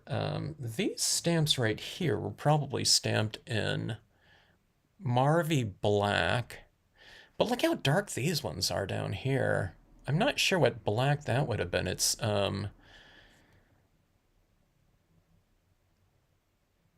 maybe a Memories black or something of that sort, but it looks so much darker like that. There's a lot of depth right in there. So I've been mentioning sometimes the things that I used to retain certain types of ink pads for. So people were talking, asked me about black pads recently, and I was telling them about Memories, and they really wanted to get something really dark, and I can't really recommend Marvy Black anymore because it's not available. It hasn't been for quite some time. They're even out of the re-inkers and whatever now. But the Memories was really good for the darkest of tones. But if I use it here, like in San Diego, Southern California, I am not able to stamp to color over this on glossy cardstock. Okay, this is just dye-based ink. It's not a pigment or something like that. But I just could not, it just I'd have to wait forever for it to dry. So I would just retain my usage of Memories, if that's what it is right here, for my foreground imagery where I wasn't doing any more work on it. So I'd get a really thick, super dark impressions of my foreground imagery so that it would really stand out against the background. As a matter of fact, this is in black right here. That's darker, and this one is gray now in comparison. I don't know. I always thought, Marvy was pretty dark, but in comparison to certain types of ink, it's more, yeah, 90-95% grayscale, which shocks me because it was one of the darker blacks out there. Let's see. Yeah, I'm with you, Jeannie. Drinking. I gotta force myself to drink sometimes a lot more often, but yeah, it's like forcing. You know what I mean?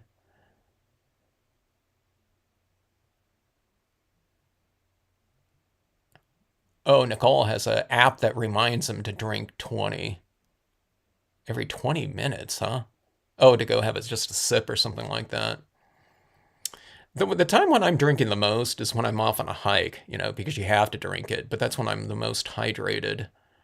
When I'm sitting around, A lot of times I kind of forget about it, you know. Looks great from a distance, that's right.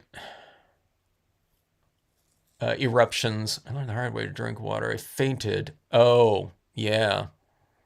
Yeah. When I go hiking too, I'm drinking. I drink water, but if I went on like all day hikes, I was drinking Gatorade all the time, something like that, electrolytes, and I felt much better at the end of those hikes with so much more energy. Yeah, but that's a tough one. I remember when you were mentioning that, Janet. Do I still have the beaver dam? Yeah. It. What is the beaver dam? Oh, three. No, it's not three. Two. I'm trying to remember the number of it. Yeah, it's there's a beaver dam, a beaver lodge, a larger beaver, and a small beaver. Is that all of it? I think that's it with the beaver imagery. So, um, oh my God, used to live 1 kilometer from the base of an active volcano. Interesting stuff. I've always wanted to go out to the Big Island of Hawaii and check out what is it, Volcano National Park? Isn't that what it's called? I think Mount Ruapeo, Spain, in New Zealand. It is an active volcano too. Wow, I need to look that one up. That's interesting. Yeah, the Beaver Dam.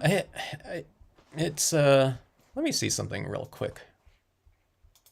Yeah, the Beaver Dam is oh,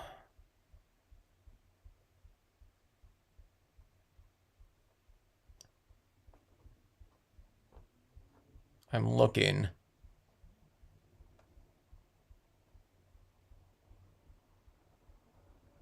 I think it's a 300 and something stamp design. Oh yeah. 314G. And then there's a Beavers 315C, 316 is Beaver small. And then there's a Beaver Lodge somewhere. Um, yeah.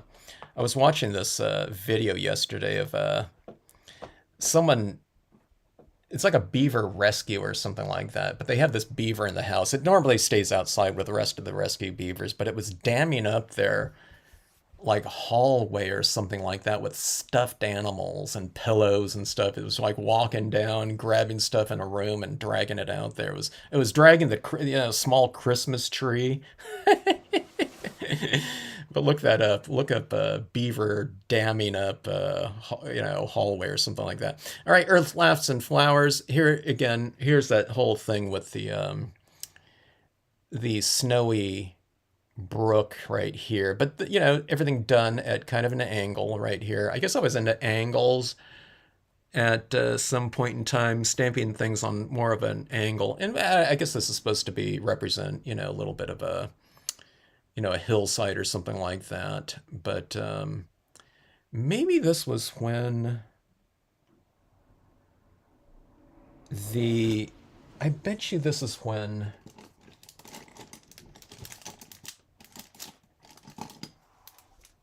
the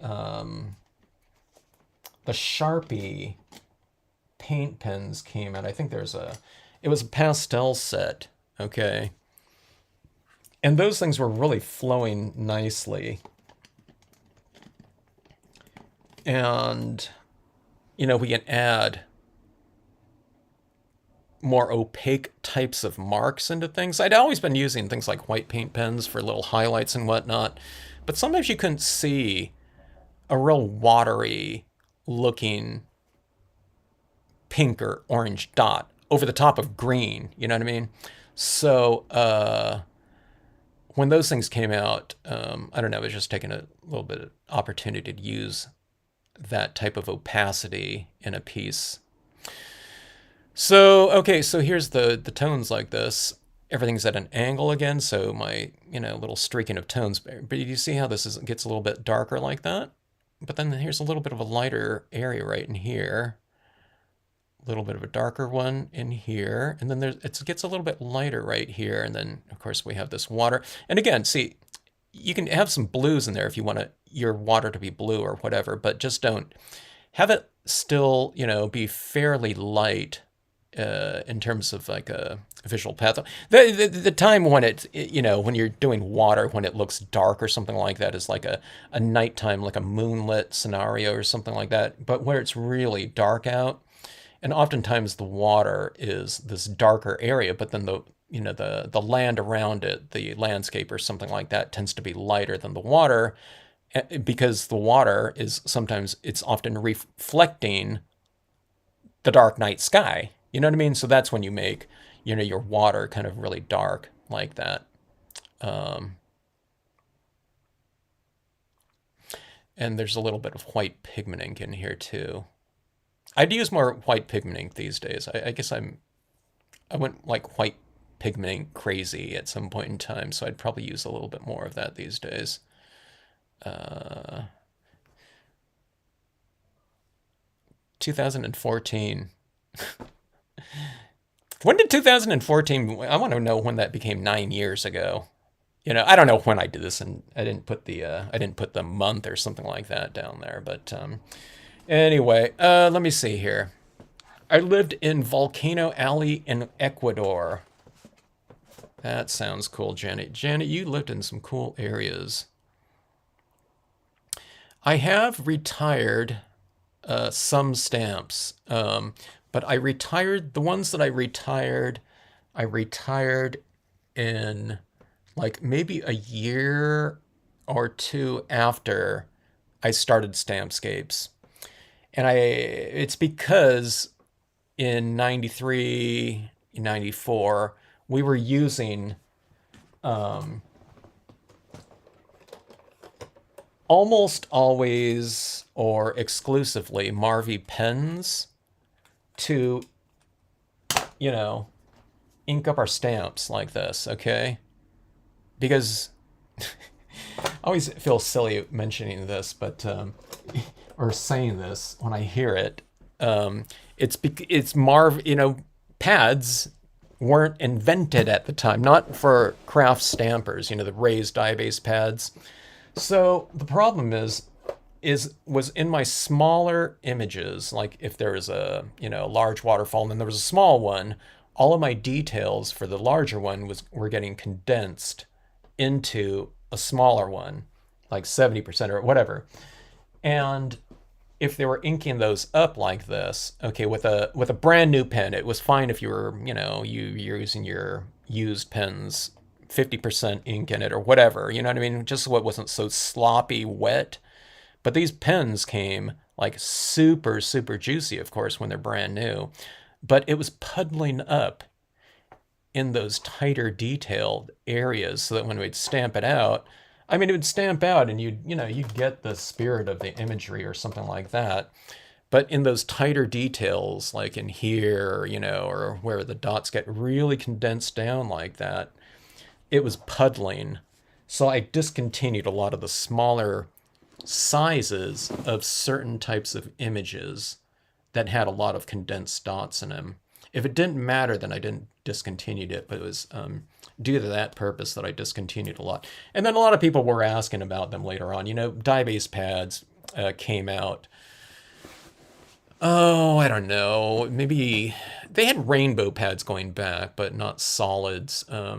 It was probably around 97, 8, you know what I mean? When you started seeing a lot more different stamp ink companies developing their pads and whatnot. So,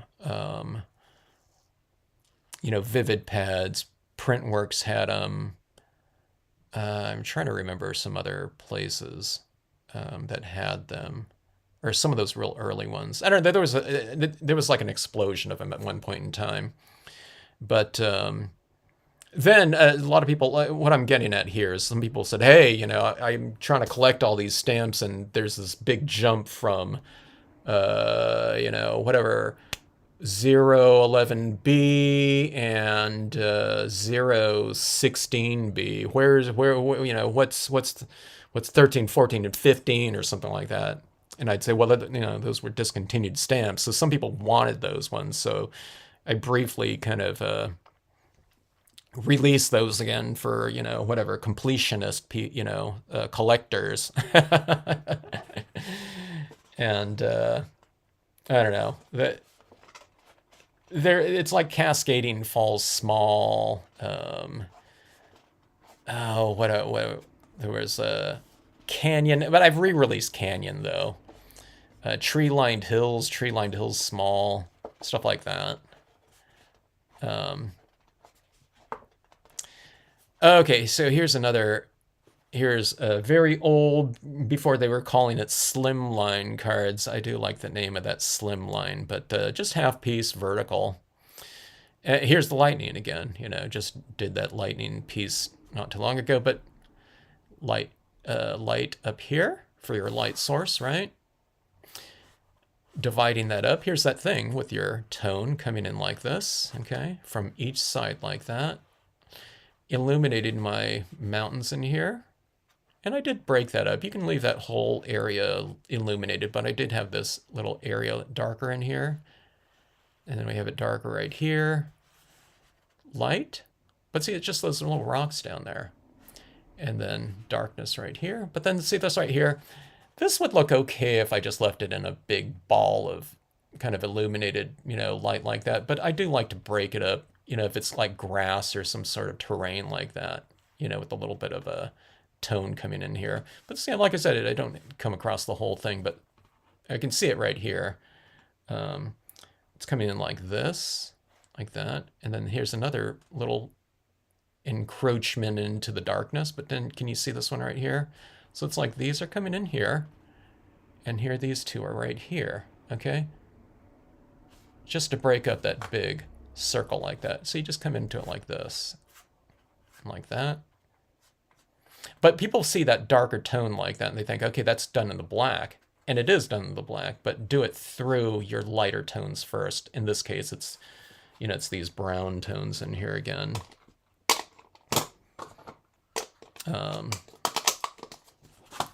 Leading up to that black hair. Don't just come into it with the black, otherwise it's going to be too, a little bit stark and a little bit harder to control in terms of the application of ink.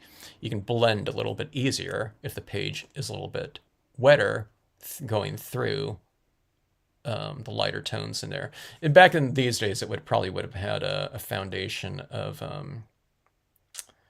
one of those seashell inks, I'm guessing Peach Bellini or something like that, something like this, because that was one of the lighter tones. Shadow Stamping Inks by Ranger, and I think I was using that at that time. Ranger, had a lot of those really light tones pretty early on. Shadow Stamping Inks that everyone bought but no one used. So I one time asked him, I said, hey, those Shadow Stamping Inks are really great for me.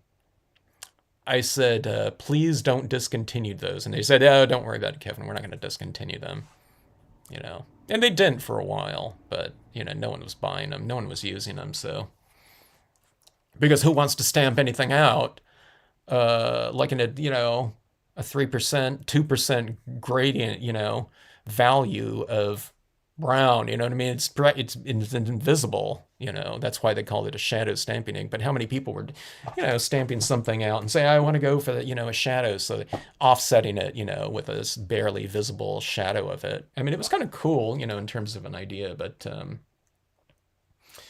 I don't know. I have a lot of little orange little highlights down here with the gel pen on here. This is my little details like that. And it looks like I did use a white pen up here to get that kind of white look up there, but you kind of go with the direction of the imagery like that. And here's the last piece. I have more pieces. I was like, oh my God, So I looked on this other pile down there, but a lot of more unfinished pieces. So I don't know, at some point in time, I'll have to do this mass kind of finishing off of a bunch of scenes. We'll call it, it's like speed stamping or something like that. I bring back a lot of demo cards that I've just, shown some sort of demonstration on at a convention, showing people how to do compositional arrangement or something like that. So I have tons of those. And you do that like all the time because a different batch of people come in. But here's a scene right here. Here's this oak branch right here, oak tree. Someone's just asking me about these oak trees. They were thinking about getting the oak trees, but they were asking me if they were on any set, which they aren't. But here's this oak tree right here, and it's in the distance and in the fog. But I also stamped that oak tree upside down here so you see it in the shadows, because this is supposed to be like this wetlands area right in here. So a lot of paper towel masking in here to create these little things, these little clumps of grass, the water lilies in here. There's the small, tiny rocks and tiny rocks small in here.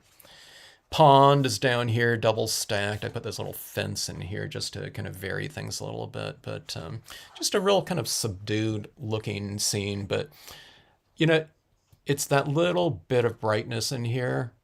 I mean, it's not super bright. It's not like like the red of my shirt or something like that, equivalent in green or something like that. But because all of these are just like silvery grayscale types of little applications, by contrast, a little bit of like a warmish tinge like that of blues or greens like that really stand out. So, but here you can see that whole thing again. I talk about, but I see on these ones I didn't come into the piece quite as far. But do you see that little shape that I'm doing here all the time? Like that? That's all I'm doing. And right up here, it's just coming in here farther like that. And it's kind of like connecting right back in here.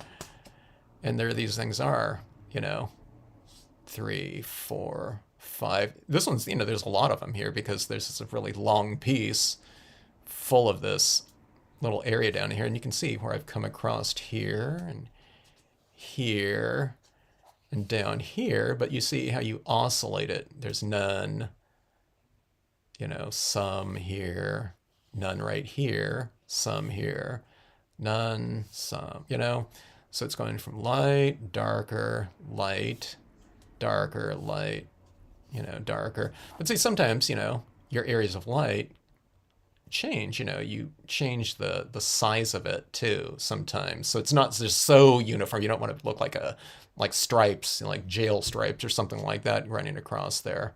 You just do them in different values and different widths and whatever. Sometimes you come in here and it's smaller, sometimes it's coming a little bit larger, longer in here. And you just vary it a little bit. Sometimes you have to kind of keep it make a conscious effort to vary it too, because I think by nature we want to do things in like pattern or something like that. It's just kind of built into us. Sometimes when adding little highlights with dots or something like that, I've noticed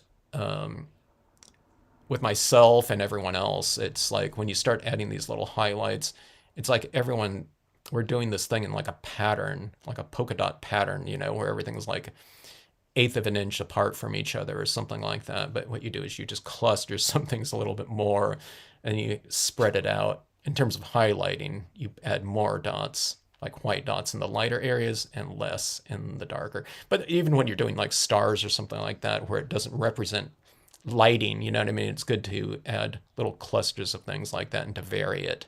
So variation, but yeah, we have to break kind of probably human nature, I'm guessing, after seeing everyone do this and watching myself too.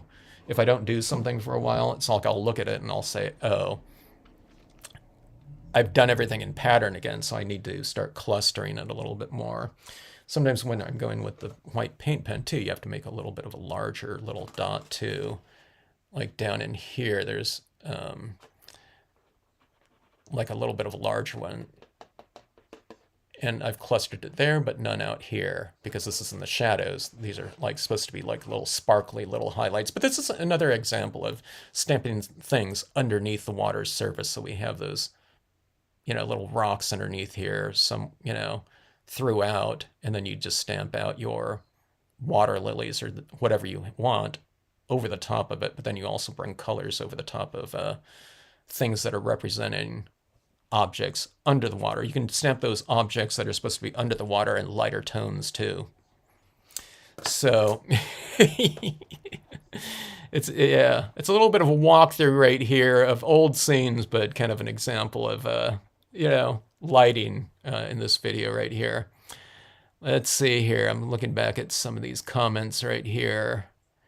Yeah, I need to do some. I'm looking at one of the angels that all of the angels from just about every company. I don't. There were some originals out there, but the best ones are those old 18th, 19th century engravings, or 19th, 20th century engravings, not 18th century. Like super detailed engravings, and I have some of those in my copyright-free illustration books, and I might just have to get some of those into production because those are really fun to use, and they can be really dramatic too. Linda, just look up the beaver things by. You can look up look things up by title, and it would be by Beaver Dam or whatever, Beaver Lodge, or just look it up by code. In the categories, I don't have like a category. It would be in probably land. I forget what that category was, but there's no like a. It's not going to be in like the animals category or something like that. There used to be an angel company out there too. This guy I knew, he was a customer of mine, but he had this whole angels catalog where he amassed all the angels from all the different companies and he put it into one catalog. He carried all of them, but it was kind of interesting the niches out there in the rubber stamp world that it would have. There'd be like a business that sold angel just stamps. Oh, speaking of that, I once went to. He carried. I didn't carry angels, but he carried Stampscapes too. At his store, but what he also did was he used all of my sky figures with his angel stamps. So I went to, just out of a favor, because it wasn't too far away from me, but there was an angel convention at some hotel, not even one of their banquet rooms, and where he had a booth. So I just demonstrated, a bunch of those angels that day, which is pretty cool. Janet's first ink pad was a rainbow pad. Yeah, those rainbow pads were some of the first raised pads out there. It was probably was it by Stamp Francisco or Abracadabra? I think Abracadabra was Stamp Francisco, wasn't it? There was like a couple places that made handmade rainbow pads out there. Yeah, and then I love the big and juicy rainbow pads by Ranger later on.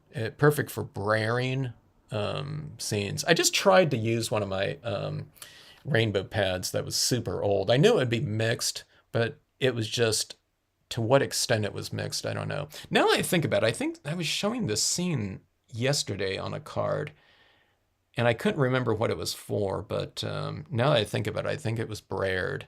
And I think it was using my big and juicy.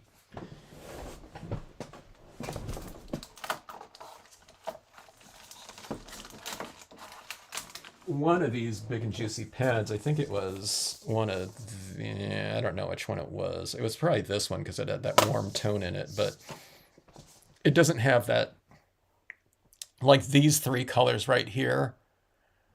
Or one color, it's like violet, and then this right down here. Yeah, this was the one. This was a brand new pad I think I did for that video, and I like the look of it though, but it just didn't have the, the separation of those, which those rainbow pads never had. So, what is it? Clear Snap came out with those pads that you pull that tab and it separates all the colors when they're not in use. Talk about the advancements in in rubber stamping, rainbow, the modern world of rubber stamping back when. I have an old Marvy one. Oh, I didn't know Marvy made rainbow pads. Um, yeah. Okay, well, there, Debbie just mentioned it. You pull it apart to store. That's interesting. Um, Stampacadabra was another rainbow pad place. We carried like all the rainbow pads at a Stamp in the Hand company. And sometimes, you got to watch it because they had to know the way to ship it. If they don't, if they shipped it to you on their side, it's going to be all mixed. So those things, yeah, they definitely mixed in there. So those companies probably should have, what they should have probably done was sell re-inkers for all of their pads so that when your pad does get mixed, and it didn't take long for it to just completely mix, people can wash off the pad with water, and then you re-ink with whatever those 4 or 5 colors that pad originally came with. And then they could have sold probably a lot of re-inkers. I don't know, they're probably more interested in selling the pads, but I don't know. I think that would have worked back then because we were throwing away a lot of pads that were had a new pad material, which was kind of a shame. I was doing that the same with the Marvy pads too before they came out the re-inkers for them. Bunch of rainbow pads, but they've been in the drawer for years. Yvonne, time to bust out those pads. I wonder if, just out of curiosity, I wonder if storing, if we didn't use our rainbow pads for a little while, I wonder if storing them in the freezer would have worked. Yeah. It's like, what are you doing? Oh, I'm defrosting some rainbow pads. But if we don't use them for years, I'd have to think that they would possibly last longer in terms of the color separations than not. I don't know. I don't know if it would do something, from a chemical standpoint. Um, yeah, in the 90s there, Janet. Abracadabra. What was that one that I just mentioned? Stamp Francisco. Didn't I mention another one? I don't know. I was trying to pull, unless I said abracadabra twice. I have a ink refresher spray on my old pads. I remember that ink refresher. I didn't buy re-inkers for nearly 30 years and still get good results. It's good that you still have the material still working for you. Light colors for no line coloring. Got it. It's good use. Laura V. I used to have the round color box inks pigment from the 90s. Yeah, the what do they call those ones? The petal something, right? Yeah. Petal point. Yeah. Yeah, I miss Clear Snap and Color Box. They were some of the true innovators and creators of products out there. There aren't a lot of true innovators out there in terms of product lines. I mean, like Colorbox was having like their own molding types of processes done, with plastics and things like that. You hardly have anyone doing that just because of the expense of it. So, like the Colorbox stylus tools and the tips like that, a completely unique product line really made specifically for the crafter and stamper. Not, again, I mention this all the time, but not just repurposed things for other types of applications that are sometimes a little bit crowbarred into the, you know, some sort of usage that, maybe doesn't, isn't ideal for it. But yeah. Yvonne has drawers full of old ink pads and re-inkers. Well, those re-inkers are all going to be fine for you, I would imagine, unless it's something that, potentially, I don't know, like a stays on. I guess if it stays on re-inker should be fine. Um, as long as it was like nicely tightened. But your re-inker should be fine, Yvonne. Just a matter of if your pads are still, the materials are in good shape. Sometimes the foam ones tend to break down a little bit. Yeah, Janet, you were mentioning that, you had so many supplies, huh? And some of them you wish you had, huh? Is that when you started getting some of those back again?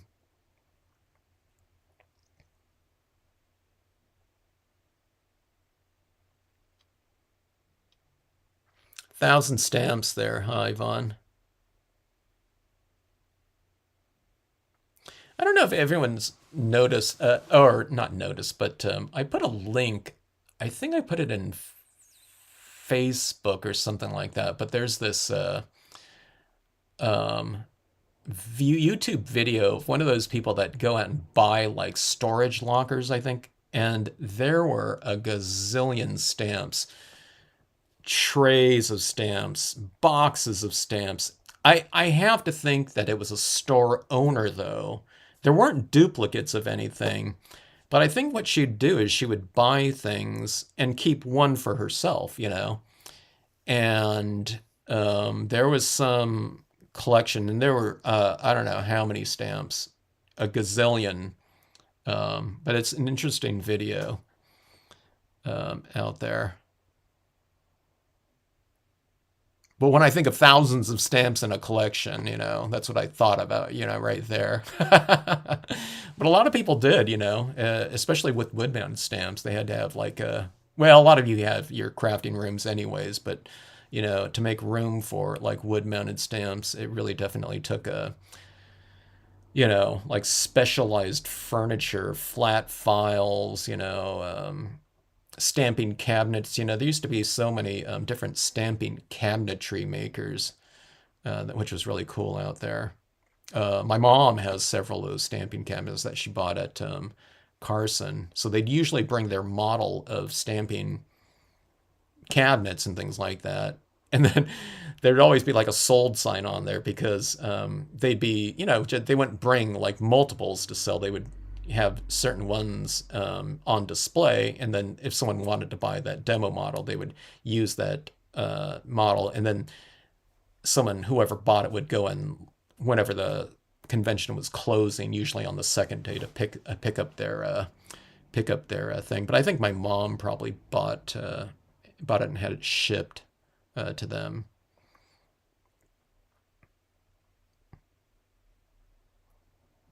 So much still to learn about lighting, etc. It's mind-boggling. Yeah, there you could learn about lighting, Laura, and there's different ways to do it, but lighting is just nothing more than the oscillation of shadow. So instead of what I was saying earlier is, people might see this as a body of water when they're first starting out and think, okay, I'm just going to color that blue or whatever, you know what I mean?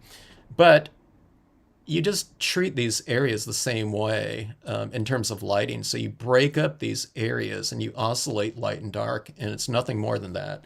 You can look over the cross of, like just about all of these, and it's done the exact same way, except for the spotlighting one, where it's just like one little point of light in there. But it's just you break up areas, okay?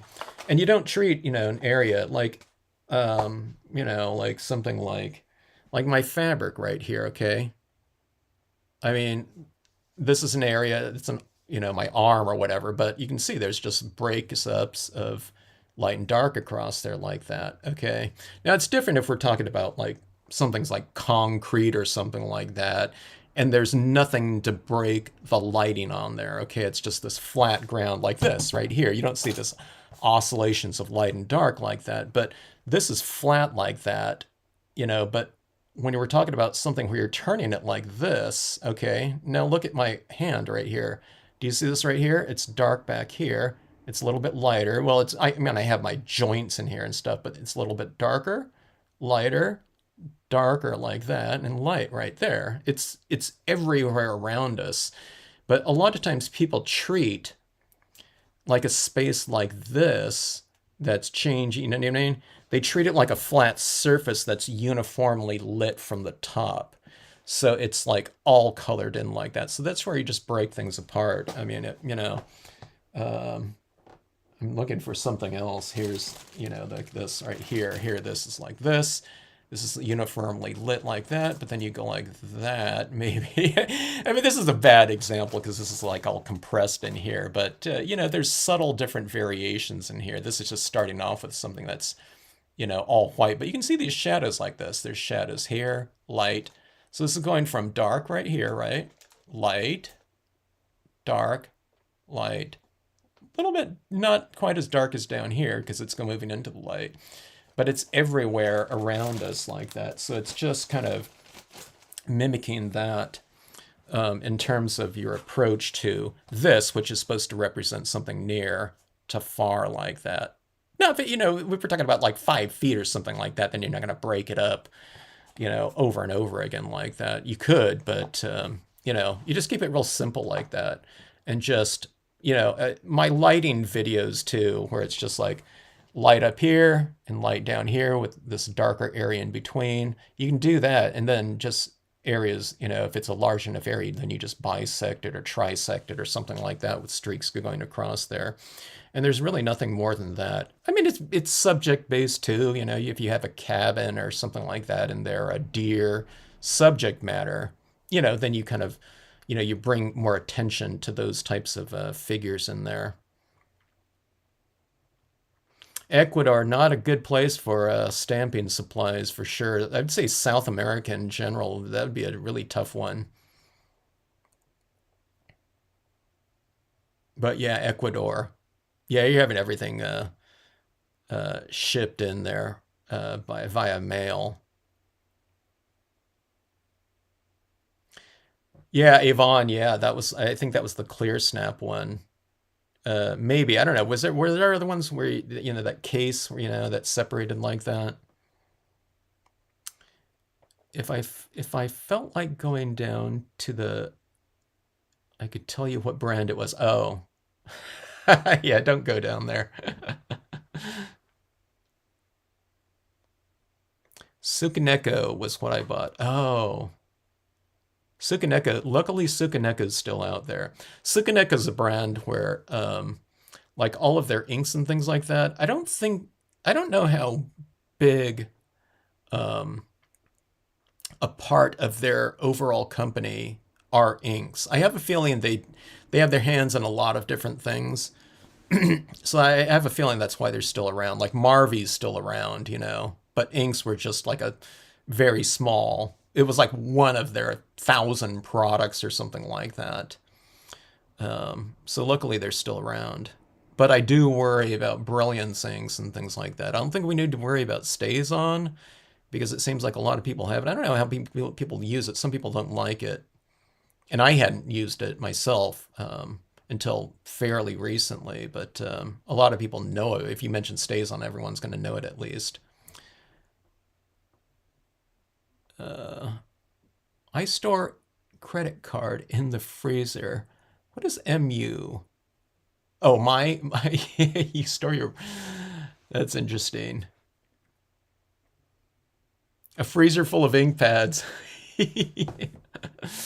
By the way, if you have ink pads and if you don't use them for a while, I was mentioning that people should maybe you should store them like in a Ziploc bag, and you can put a little bit of a damp sponge in there too. It's a little hydration thing. That's the way you do what we do with like technical pens. If you really want to take care of them, I don't.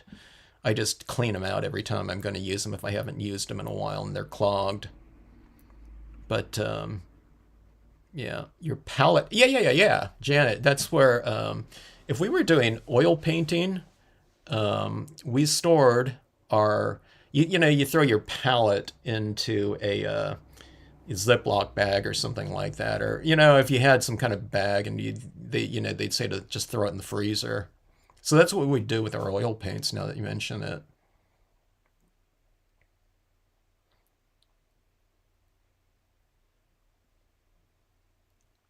Color box pedal point. Yeah. Those were cool. I love the looks of those ones too. That's a good place to hide things, huh? In the freezer from kids. Unless you have all their treats in there, like ice creams and popsicles and stuff, maybe. 1989, that's going way back, Yvonne. You were there from the beginning. It started a little bit earlier than that, but not the momentum. You know, you were right in the groundswell of that kind of energy popping up there. Um, I started working for a Stamp in the Hand in 1987, and at that point in time, she put on the Carson convention at that point in time. It was still fairly small. It was in like this one room, and there weren't other conventions going on at the time. There might have been the San Jose Rubberama show once a year, something like that, starting around 87 or 88 or something like that, maybe once a year, I think. And but most of the shows where we were going out selling stamps, I was working for Stamp in the Hand, not Stampscapes, were things like gift boutiques, like seasonal Christmas fairs or something like that held at whatever the local, oh, like country club, you know what I mean? Or country club or something like that. I'm trying to think of some of these things that where they were called the something gift boutique or like a outdoor weekend street fair, stuff like that. That's where we were selling stamps. There were hardly any stamp stores out there, but you saw that starting to change around 89, 90. I mean, things look like took off exponentially too at that point in time too. It's like boom, stores, anchor stores like everywhere. And when I say anchor stores, I'm talking about like one store could be in an area, and then like news really spreads. Then you started seeing other little stores popping up around it. Like in Denver, there was the Happy Stamper in the Cherry Creek area, and then pretty soon, like 5 years after that, it's like you can look at a map and it's like every little suburb of like Denver, Aurora, Littleton, you know what I mean? Everything had there was like a store there after that. It was nuts. It's fun times though, that's for sure. And then conventions popping up everywhere, like Stamp Away in Cincinnati, whatnot.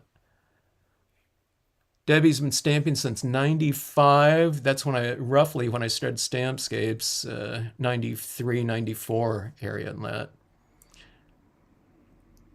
You sold a bunch on eBay one time.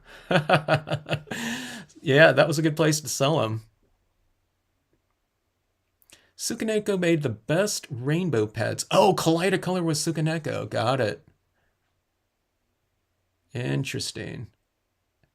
Okay, so they were the ones that made the separate dye based um, rainbow pads, right? Wasn't it a really long? It was like a super long pad, right? Was that them? Huh. I didn't know that was Sukaneko. I wasn't really too in tune with everything that Sukaneko made. Like I didn't know like Sukaneko was you know, stays on brilliance. They're the memento too, right? It's the same case. Yeah, mementos. So yeah, they have a really great product line that got really popular with everyone. I mean, if you mention like all those different, except the brilliance, yeah, I don't think a lot of people kind of completely forgot about the brilliance inks. Um, yeah, Ecuador for mail service. I've worried when I've sent out Stampscapes to some countries before. Like I hope it gets to them. You never know what the customs is going to be, and then the mail service from there getting down to. So I never sent anything to Ecuador before, but I think I've sent like the odd package, shipment. I'm talking about not odd in terms of a destination country, but you know, Colombia, Chile, stuff like that.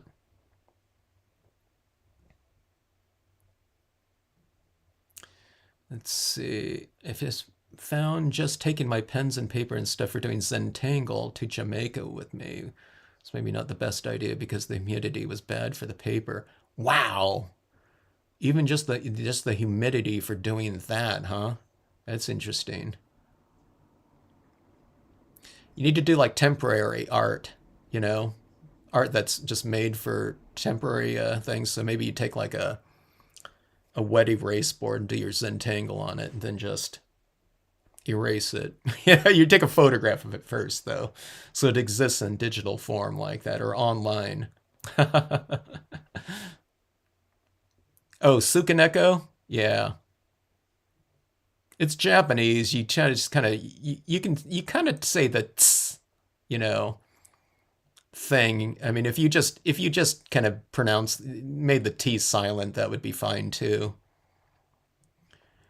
Bought Memories and Brilliance Black ink. First time I've used them. I really like them both. Glad you like them, Jeannie.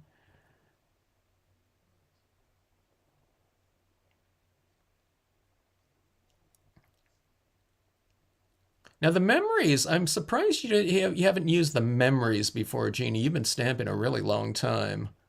But that being said, I haven't used my memories in a long time. But just for that aspect of it, just waiting around for it to dry.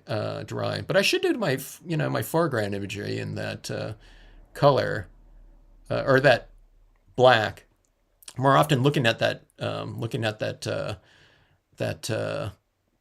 beaver dam scene like that. The Great Canadian Stamp Company. Years ago, I moved to Alberta and got to work for that company. That's cool. When they had a shop in an eBay store. Huh.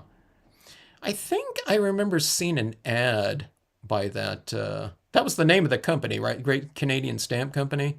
Because I have like these stamp magazines, and one of them was Canadian.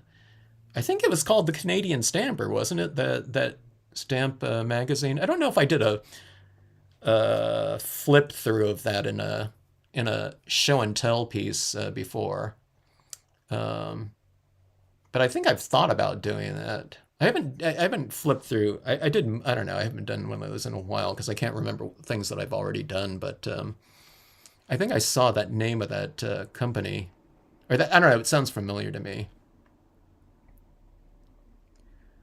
Jeannie's first stamps were PSX and Stampscapes. Two great companies there, Jeannie. You couldn't go wrong with either one. PSX, I missed them. I was shocked when they went out of business. They were just, oh my gosh. They were such, oh, I don't know. I wouldn't call them innovators, but they were just right at the apex of the real stamping enthusiast stamp. I mean, they were in big box stores too, which I think could have killed them. A lot of times when those companies went into like a big box store, they got mesmerized with this the initial sale. Like, okay, we want 40,000 of your top 20 sellers or something like that because they're going to distribute those amongst however many stores they had. And when a company gets that type of order, um, you know, they're not going to say no. But every company that I know that did that, you're selling at like say 20% below wholesale, right? Get this mass discount. So when you're talking about a wood mounted stamp, you're really removing most of the profit off of it. You're making some off volume, but all those whatever, let's say PSX was, I'm guessing they were probably in at least 500 independent stamp stores that used to demonstrate, teach classes in the usage of your stamps, and really promote them. Now, all those stores cannot sell those stamps because there's 50% off coupons, 40% off coupons from those big box stores that don't do any demonstrating or anything like that. And I don't know if that's the case, but that's every company that I know that did that. It's like, and it's not like all those independent stores started carrying them again. It's like after that happens. So I think that was just the doom for a lot of those different companies like that. So I know they didn't last too much longer every time that happens. So it was just really a shame because those were such beautiful stamps, by PSX. I loved them. I don't have any, because I'm not really doing the floral, but I love the craftsmanship of those stamps. I've talked about it before on this channel. They were stunning. I don't remember me and Carrie Lou's stamps. Where were they out of, Kathy? I don't remember seeing. Yeah, some of these places I might remember them if they're in like stamping magazines. If they were more kind of the scrapbooking types of targeted stamps, I wouldn't know that. Or if a company didn't go back like to like my day, the old days. I wouldn't know them. Like a lot of the like scrapbooking, like I said, company stamp companies or stuff like that. If they were just advertising in like scrapbooking magazines, I didn't see that. 6 inches long. Yeah. Okay, Debbie. Yeah. Okay. I do remember those pads too. Are they still out there?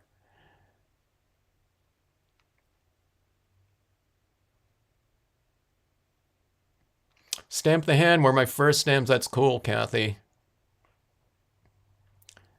That was my first company that I worked for. When I walked into Stamp in the Hand, going in for a job interview back in 1987, I was just stunned at the number of stamps and the types of stamps, that they had there. There were, geese carrying like Easter baskets and all kinds of little things. A lot of eraser carving types of things. Gwendolyn, what is Gwendolyn? Gwendolyn was the name of a goose, I think, or something like that. But who would become my boss, because they hired me there,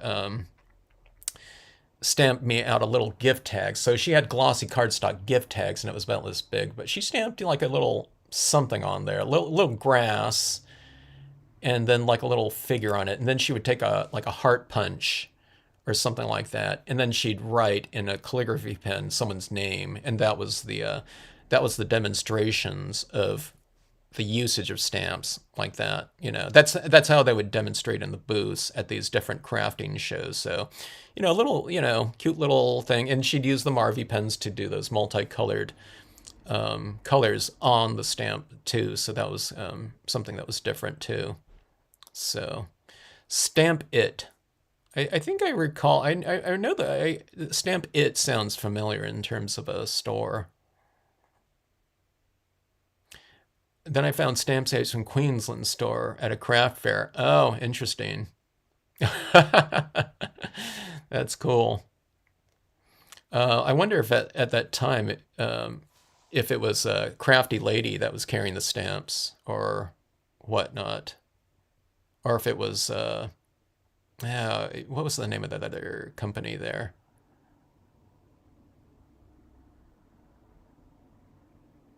PSX stamps are the best.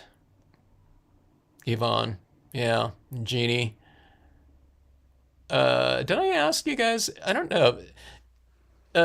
Unmounting a PSX stamp would be incredibly hard because they use that. Didn't we just talk about this, Jeannie?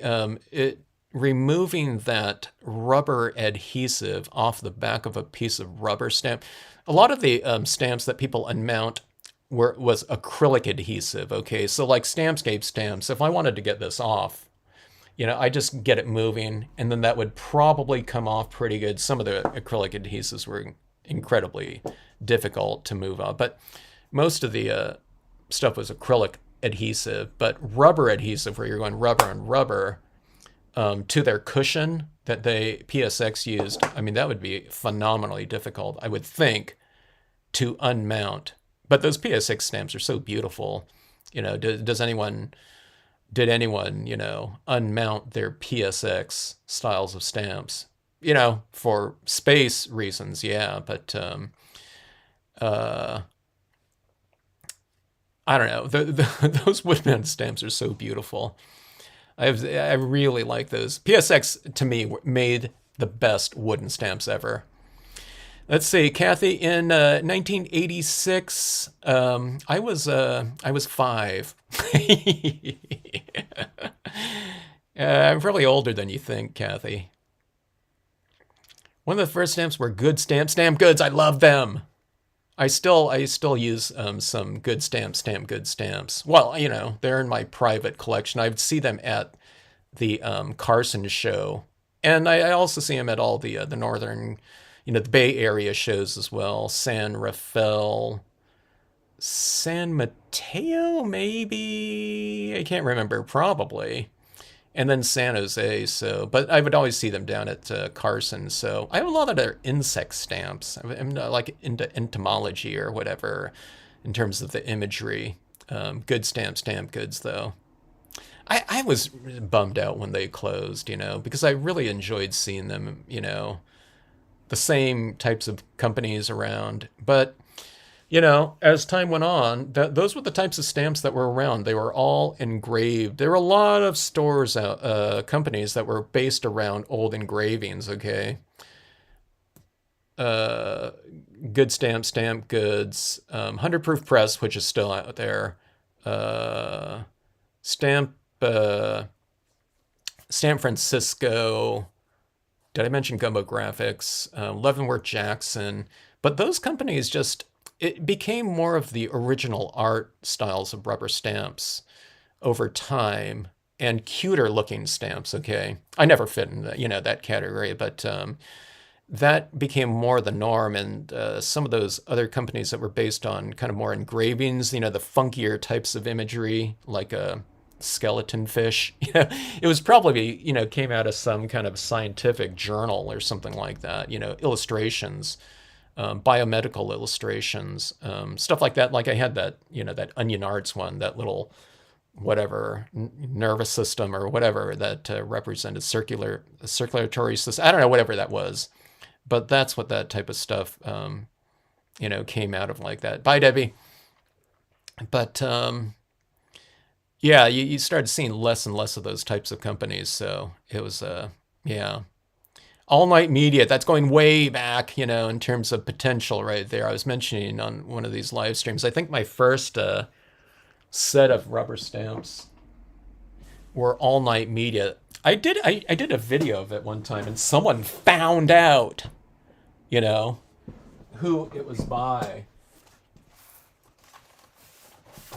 And they sent me a link to it. But this is like my old stamp set here, that I got as a kid from somewhere. It wasn't by C's here, but they're my old stamps are from, I think it's All Night Media. Someone sent me a link to it, and they said, "Hey, here's yours. This is what your stamp pads were." I think I bookmarked it, but then you know, here's one of those eyelash cases right here. You know, everyone's like wearing wigs and eyelashes in the 70s, my mom or whatever, or my aunt. But here's my little alphabet set right here. And the rubber still feels remarkably pretty good. It's because these stamps right here were made with 100% red rubber, but I tested it out. But this is the little pad that came with it. It would be cool if it had a company name, but look at that felt in there, still in there. But that's what I, you know, I wasn't using the stamp pad set all the time, and it wasn't like destiny, you know, like I'm going to make rubber stamps when I grow up or something like that. But it's kind of interesting that I kept this one. But there's this little funky little imagery. There's like a little mouse with a space capsule and spacemen and this little bear riding. I know you can't see that, but he's like on a car and an elephant or whatnot. But we should use some of these in a scene sometime. But this rubber still is remarkably good, and this is probably early 70s, I'm guessing. You know, with this stamp pad set. But I believe it's All Night Media right there. I don't know for sure, but I think it is. My boss from A Stamp in the Hand used to know the owner for All Night Media. Impressing Ideas. Yeah, Vancouver. Cindy Wade, right? Yeah, Impressing Ideas. I taught at her store probably twice in there. I think one of the times it was, I think I taught at two different locations. I think the second time it used to be in this auto shop, right? Like a oil change place, but they really fixed it up beautifully in there. And then then I know she opened up again. I don't know. It might have been 10 years at this point in time, but she has some videos out there, YouTube videos as well. So that was cool. Uh, Stamp and All Night Media. Crafty Lady, yeah. Crafty Lady with a K, and that was uh, Christine and Graham there, yeah. So they were the distributors of, or the exclusive retailers of Stampscapes in Australia there for several years. And she was really awesome for just kind of just, I think, just rubber stamping in general for Australia too, because she would do things like she'd arrange like tour groups. I don't know if it was just only her customers or if it was people coming from all over Australia or something like that, but she'd come out for the Carson Rubber Stamp Convention. And then they would go to a bunch of stores too while out there. I would go over to their hotel and give a demonstration just for their group when they were in town.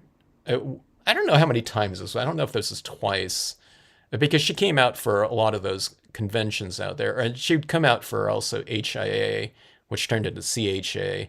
But I think then their group would go out to Las Vegas.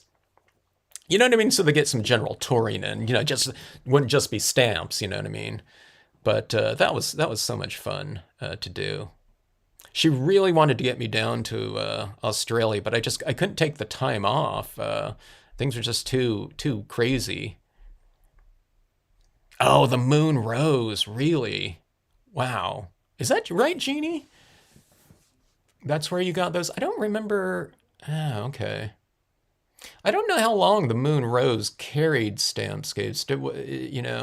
Um, there was that other store there though in New York. The ink pad that carried for a while. PSX wood, yeah, and indexing, and the die cutting of those rubber from PSX was amazing. They're the only ones that would have die cut imagery, I think, in the industry. So it had that precision, like cookie cutter cutting of all their stamps, which are incredibly expensive to have done if you have custom made dies like that. But they were moving, 20,000, probably 50,000 of one stamp every year. That was their, that was the thing. If something didn't sell like 20,000 units per year, they'd be losing money on it. The way that those PSX stamps were made, it was crazy. You know, that was their test. If it's going to sell 20,000, or figured it would, they'd release it in their line. So yeah, the boat dock, huh? That was a PSX one, huh? Laura, you got those unmounted, huh? Was it tough to unmount those? Oh, thanks, Laura. We tried to make good, or tried still to make good wooden rubber stamps, but as far as the construction of it, yeah, not up to PSX, but we did the best we could. I'm pretty proud to say I have a lot of stamps that I've been using. Some of them are not this one right here, but I have some that I'm still been using that are just in my demo things from like 94. And there's like zero difference in the impression quality. So I knew that though from working at a Stamp in the Hand. Sometimes they would go with a mixture of rubber to save money, and it's wood and I mean rubber and clay is what the formula was. There was a clay filler, but I just noticed some of those things were drying out after like a few years. So it was like you really have to go with 100% red rubber. I mean, there's other colors of rubber. There was 100% right red rubber, but they'd have it like in, I don't know, whatever, like purple or something like that, but it's still 100% red rubber in terms of the chemistry of it, which are really good. But yeah, you really have to go with really. So these ones right here are 100% red rubber, I'm sure, because they're still, you know, I don't know, they're still very supple. They're not dry like at all. I can tell just by touching it too. So there's really a lot of longevity in terms of you know that type of material out there. Natural materials, I guess. Definitely easier to store unmounted. You can get a lot of unmounted, hundreds of unmounted stamps in like a 4-inch binder. You know, you get hundreds of stamps in wood mounted form on a whatever. Some of those mounts used to be 1-inch mounts. We use 3/4 inch mounts. But some of those things are like really things, so, you know, thick.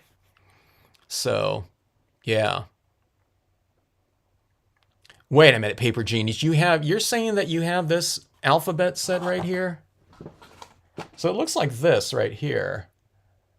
Um, like that, and then it has, I don't know what this is. It feels like rubber. Oh, so this thing, this set here, I'm sure was one big piece of rubber, and then it was die cut in between all this. So this is like a solid piece of like rubber on here. That's amazing if you have this same set right here. Maybe you can tell me who it's by, and I'll label it. It wasn't by the eyelash people. This is like by I Dear, EYE, Dear Hair Lashes, or by Product Applications.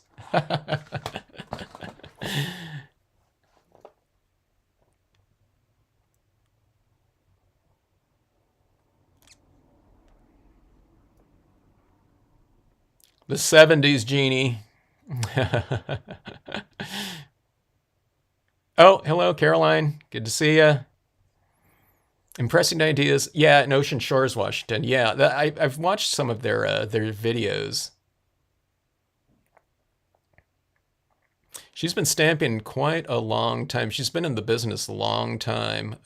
She was probably had her store in, I don't know, the mid 90s, right? And that's when, that's when I roughly started out. And I don't know when First Impressions was probably one of the first companies carrying Stampscapes up there. But, all those other companies around there started carrying it, right around that same period of time. What a stamping, whatever, mecca up there in that area in terms of both retail and manufacturing. I only made it to one Denver show before, but there were so many people teaching up there, and I taught up there a number of times too. But I didn't need to go up there. I didn't like to go to any conventions in areas where there were already a bunch of stores carrying the stamps and teaching the stamps. They didn't need me to go in there and go to a convention, or something like that. Stampsations carried Stampscapes in Western New York. That sounds familiar, the name there. Stampscapes, Heather's Stamping. Oh, yeah. I think I've met Heather before at one of the conventions. Yeah, but they carried Stampscapes for a long time. Yeah, I'm pretty sure I've met her more than once. Maybe at the Cincinnati show or um, Akron, Ohio, maybe. I'm trying to remember, but I'm pretty sure I've met Heather before. You had a couple PSX stamps dry out. What the heck? Really? Maybe. Well, you've been out in Arizona the whole time. Yeah. Okay, that surprises me, but then, just at the rate that inks dry, like 5 times faster at sometimes, I guess it doesn't surprise me. Arizona was always one of those places where you go out there and the wood that you mounted a sticker on, okay, like this, not at this size stamps, but the larger stamps, the my 3 by 4.5, there's much more leeway. So, you know, when that wood gets out there in that arid, you know, area over the course of a year, if your stamp, like say, shrinks by mount shrinks by a 16th of an inch, and it goes like this, you know, the wood, the label doesn't necessarily. So there was always these ripples running down on like Arizona store shelves, you know, where you don't see that in other areas. Maybe other, you know what I mean? Maybe, you know, I don't know, Utah and Nevada, but there weren't as many stores there out there in Arizona. But I used to see that. So sometimes I'd go to stores to teach, and if I saw that with one of my stamps on their shelves, what I would do is I'd grab those stamps off their shelves and I'd say, "Hey, I'm gonna redo this label for you, and I'll ship it back to you." You know, so when I got back, I either relabeled it or I used that stamp as a demo stamp, and I just sent out a new version of it. But yeah, I guess that doesn't surprise me too much. You know, Laura, with I don't know, rubber. I hope my stamps. I don't know if PSX. You know, I hope my stamps didn't dry out. But it would be anyone with you know, um, any type of rubber, I would think.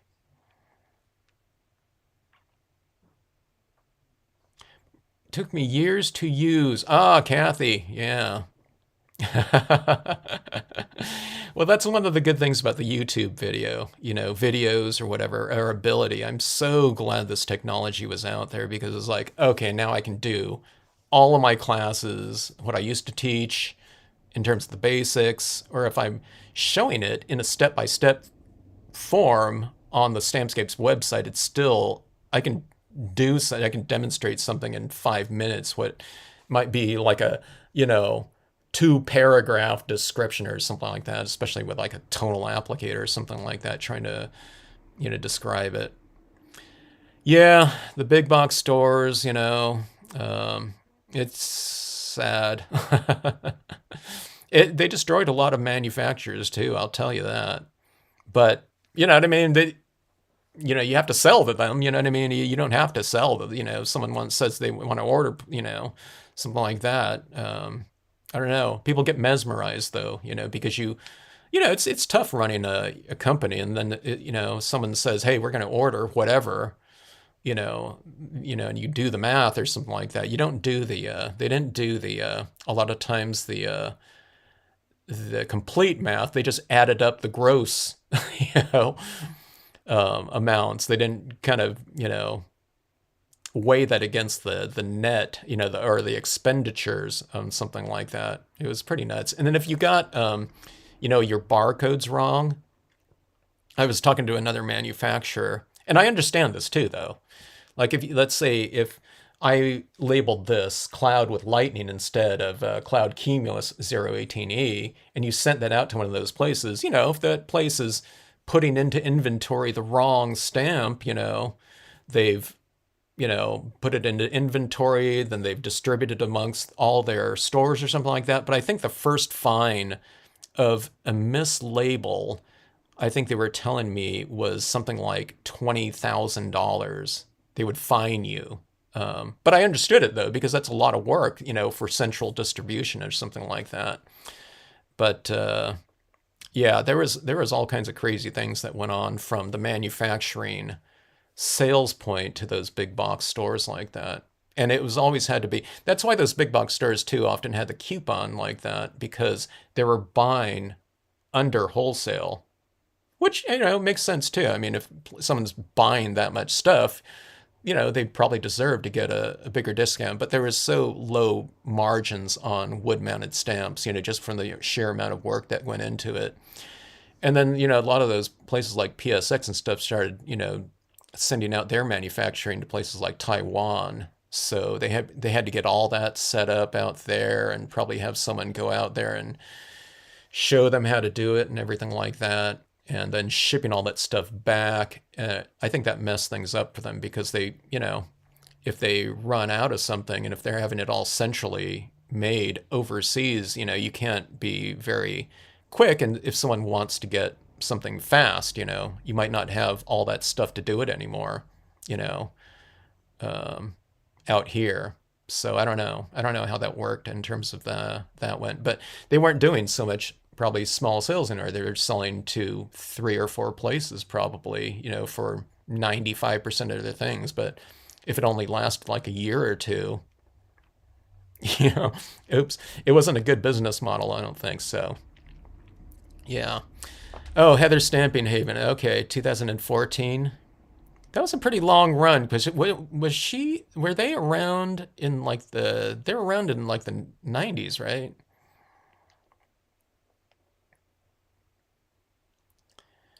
Yeah. Let's see.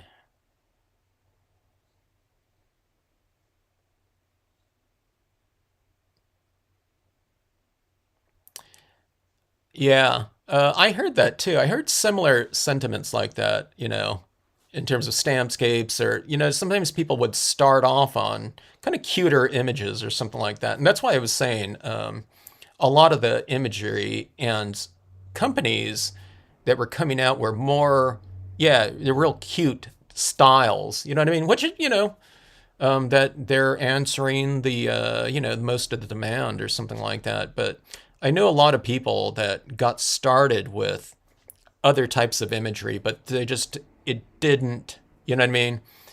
It might have suited them for a certain period of time, or they just wanted to expand, or they wanted to move on to something. It felt like, you know what I mean? Something, I don't know, just spoke to them about it. And plus nature too, it's pretty universal in terms of, I don't know of anyone who hates like a tree. You know what I mean? Because you can do it, in many different ways or something like that.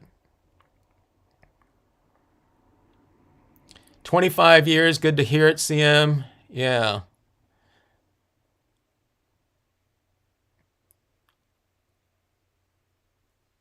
Oh, the house mouse on the beach. That's cool.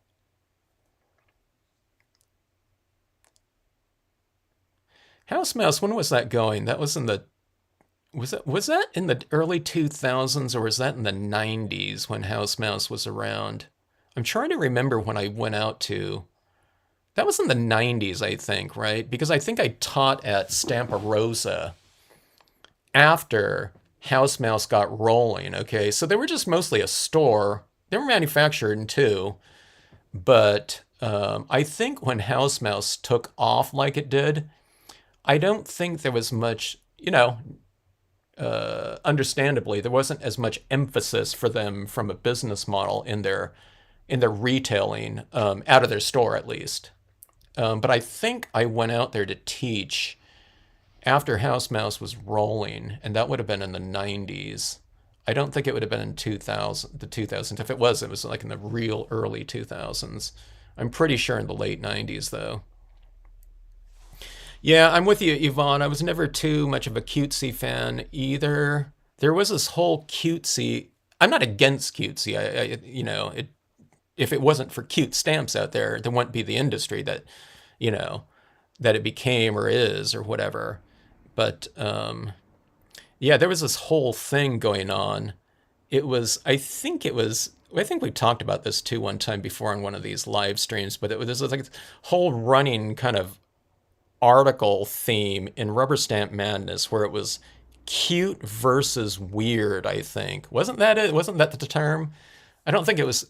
I think that's what they used on there, cute versus weird. So there was like a cute faction of, cute stampers against the weird. I don't know, weird, I don't know if I would fall, I don't think I was in either, I don't think stamps is weird, like nature stuff. I don't think, waterfall, it's weird stamping, but there was that whole kind of thing, article thing, going, it was in like in the mid 90s, I'm guessing, of that article strain, but they kept publishing more and more because it was like this passionate, kind of thing kind of developing against it. I thought a lot of us were like, what, I don't know if I don't think they didn't need to do that in terms of selling magazines either. but it was kind of an interesting ongoing article topic.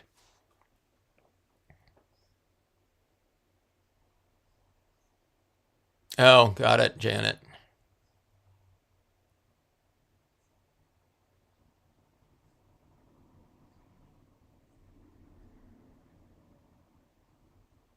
Mice on the beaches. Yeah.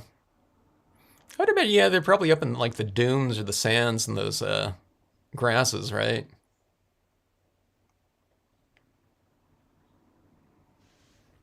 A friend told Linda to look up Stampscapes, and I was gone. See, yeah, see, Linda, you wouldn't be stamping 11 by 17 if you were if you hadn't gotten into scenic stamping, probably.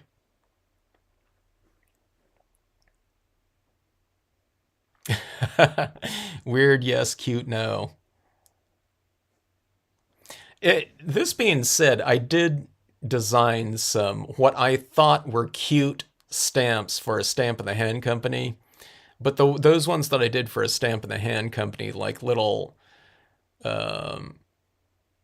teddy bear parades and stuff, stuff like that. It was to stamp for like birthday parties and stuff like that. I did all kinds of things for Stamp in the Hand company.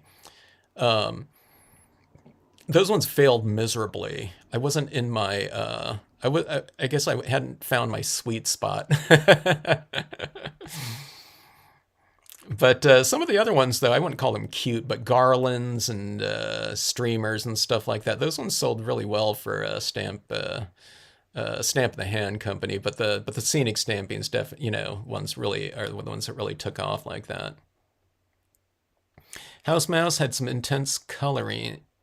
I'm not into colored pencils, and I didn't have any copies yet. All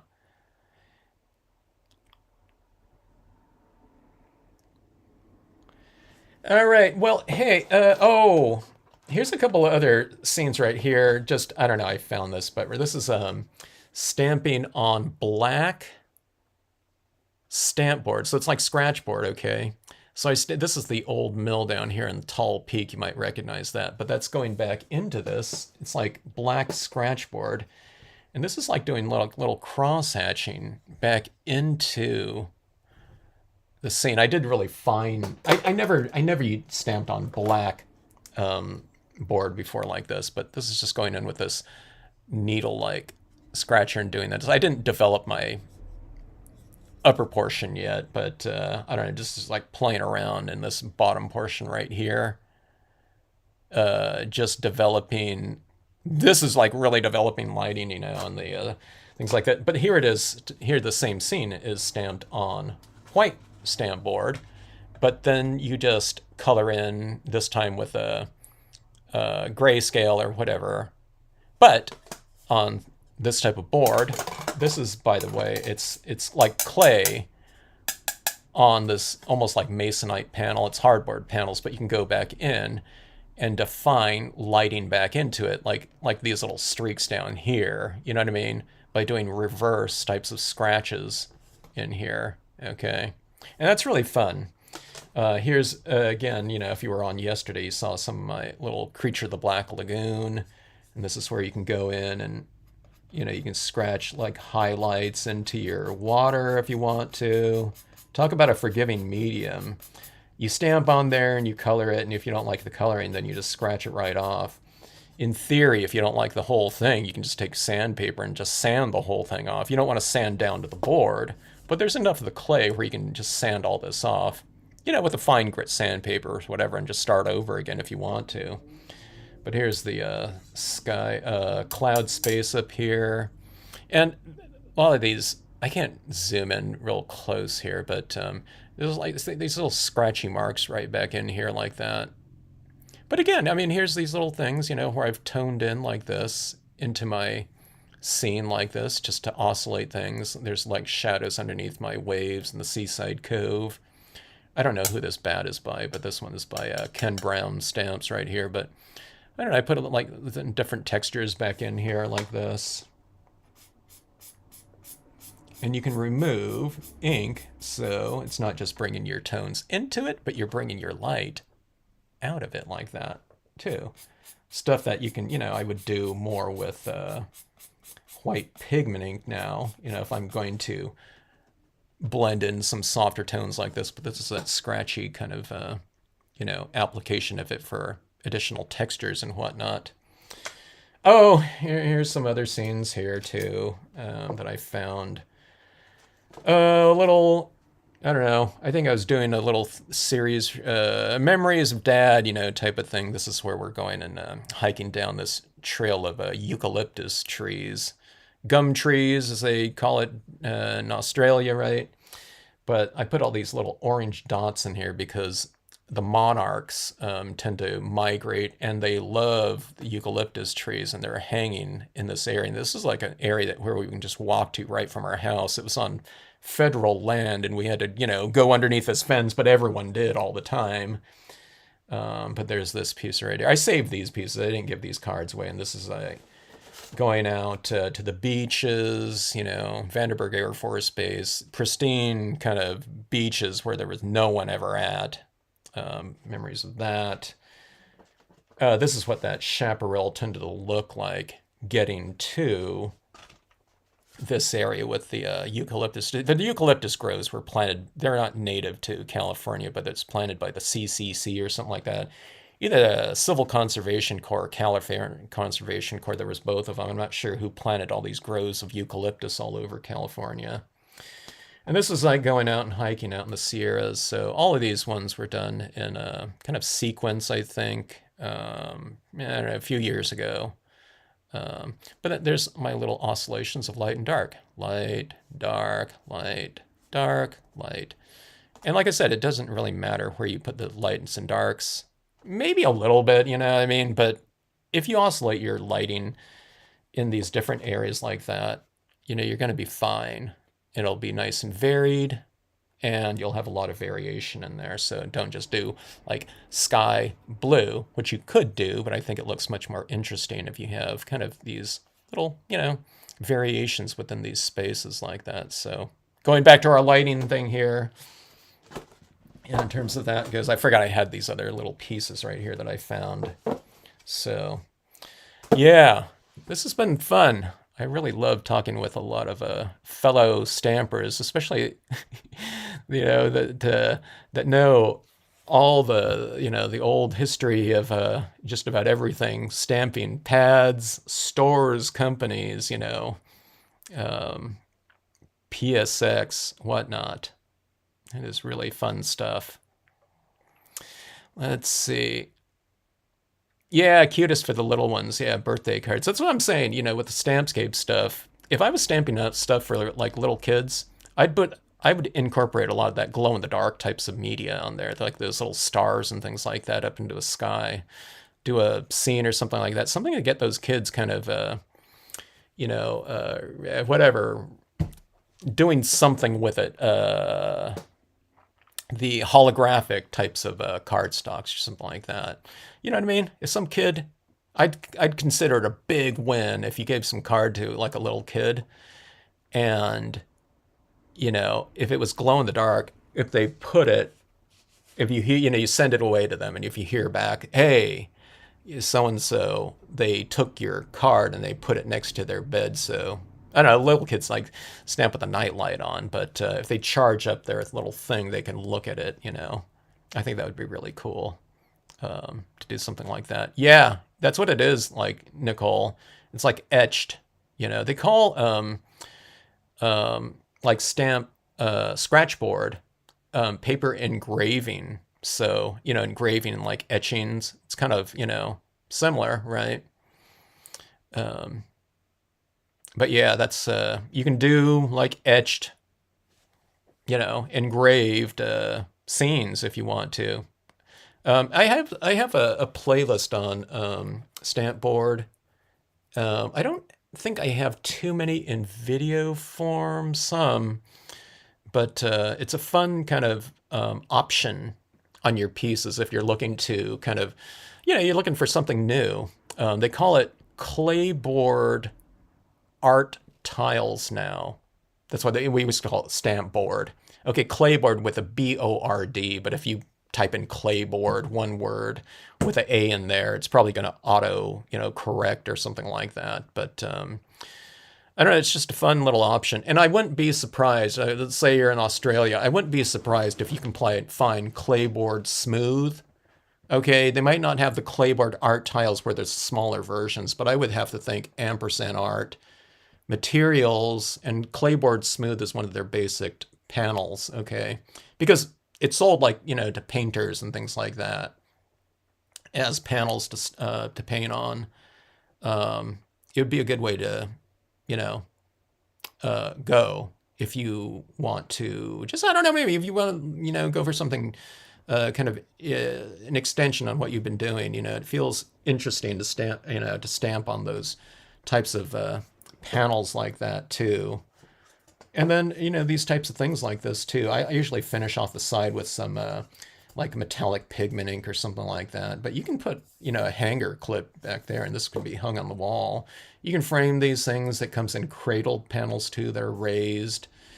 And then on these, because they're so thick like this, I like to put a real thick coating of like a polyurethane on here. You can spray seal it with your spray sealant, your acrylic sprays or something like that. But this is so stiff like this, like a polyurethane type of thing.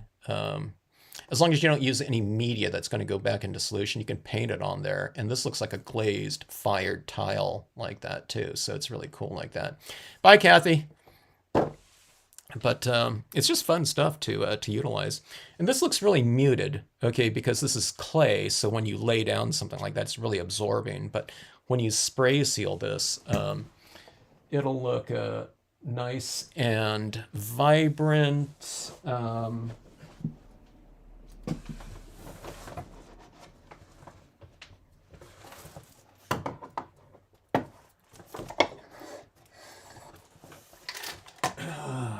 Here's like another lighthouse piece like this. This is a piece of stamp board on a box. They sell these with the hinges like that. You just finish off the sides with whatever type of stain. I use stain on the top of this too. On the top of my, panel. That's why it looks like this weathered, aged look. It's the same thing as this, but here's these little trees in here. This is on a cradled panel too. I've had them make these for me too, where I put a scene in here, and this is like a little window box, and I've had like little things in here. Here's a little thing. This is my Curtis Ueda right here. Here's the same ocean down here, but I finished off the sides like this. I think this is spray sealed as well, but here's that little conjuring little guy here too. There's a little box of, oh my gosh, I'm rich. Hey, look at this. I found a bunch of treasure here. But yeah, it's all like little hatch marks in here and whatnot. So I don't know. This is about as cute as I get right here in terms of my subject matter. Definitely, I guess my Stampscapes I don't really consider in the weird area, but it could certainly be used in a weird type of application. I think Stampscapes too. If I stamp something like this out, or a meadow, or if I put like a rabbit or something like that, carrying a basket or something like that, would be considered cute. So I think nature, we can be both in the cute or weird, if you don't have an eyeball and a little conjuring thing up there. Maybe not in black and white like that, but you have like a house mouse out here on a boat or something like that. There was probably house mouse out there on a boat somewhere, right? That would be cute then, right? Maybe do the house mouse stuff in colors and have this monochromatic background, But I don't know. I didn't do that though. All right, but anyways, folks, let's see here. 2-year-old cards this month. Yeah. Do glow ink or those stickers though, Candy. Even better, those little glow in the dark star stickers. Do some kind of night sky or something like that, or you can use your glow ink if you have some. But have something where, or maybe, you do something and then they open up the card or something like that and it's maybe black inside, and you do those little, use those little Star stickers.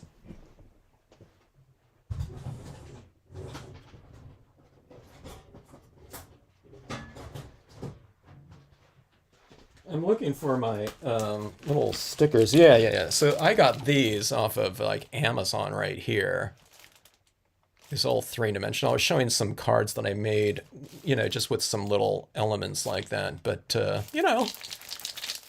and if you send something out that's glow in the dark to anyone, they're gonna at some point in time they're gonna charge it up under the light and go into the closet or whatever, and take a look at these things. So you can't tell right here. I'd have to flip my lights off. But these things really glow strong, though. These little raised ones like that. Sometimes the glow-in-the-dark inks, like I've mentioned before, they're kind of weak. You charge it up under light, and then it lasts like for all of like, I don't know, 3 or 4 seconds, and then it loses like 80% of its charge. But these ones right here, I would imagine any of those types of vinyl ones are going to be really strong like that. So, yeah. Clayboard tiles for calligraphic pieces. That's cool, Nicole. Yeah. I love calligraphers' pieces. Calligraphers are some of the best artists out there and some completely low profile, you know what I mean? They just like doing what they like. But some of the most inventive usages of media out there, calligraphers.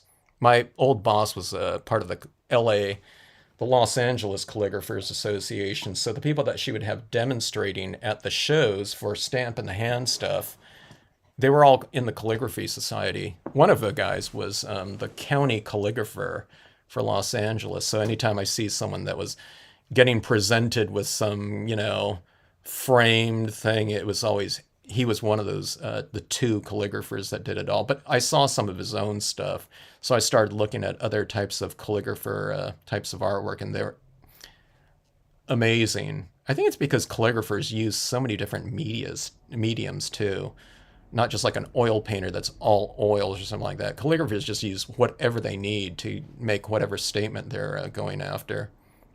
And of course, I like letter forms too. Ampersand asked me about that. So they asked me if they wanted to send it because they wanted to redo the launch of Stampboard. Yeah, they did. And I don't know. I sent them a couple links to some of the pieces, but you can see the Clayboard art tiles out there now. But yeah, I don't know. I need to check on that though. But it's one of the most ideal pieces for stampers because stampers are into doing a lot of like embellishments, right? And it's talking about three-dimensional embellishment. Now these are large pieces right here, but they have they're smaller pieces, the 1x2s, the inchies, the mixed squares, packs. I don't know how many pounds they are, but talk about little things like that. But it's a surface that's made to accommodate just about every type of medium out there. So inks, paints, whatever. You can, like I said, you can slap a coat of polyurethane over the top of it, and it's not going to bow on us or anything like that. So yeah. Anyway, okay, folks, have a great rest of evening.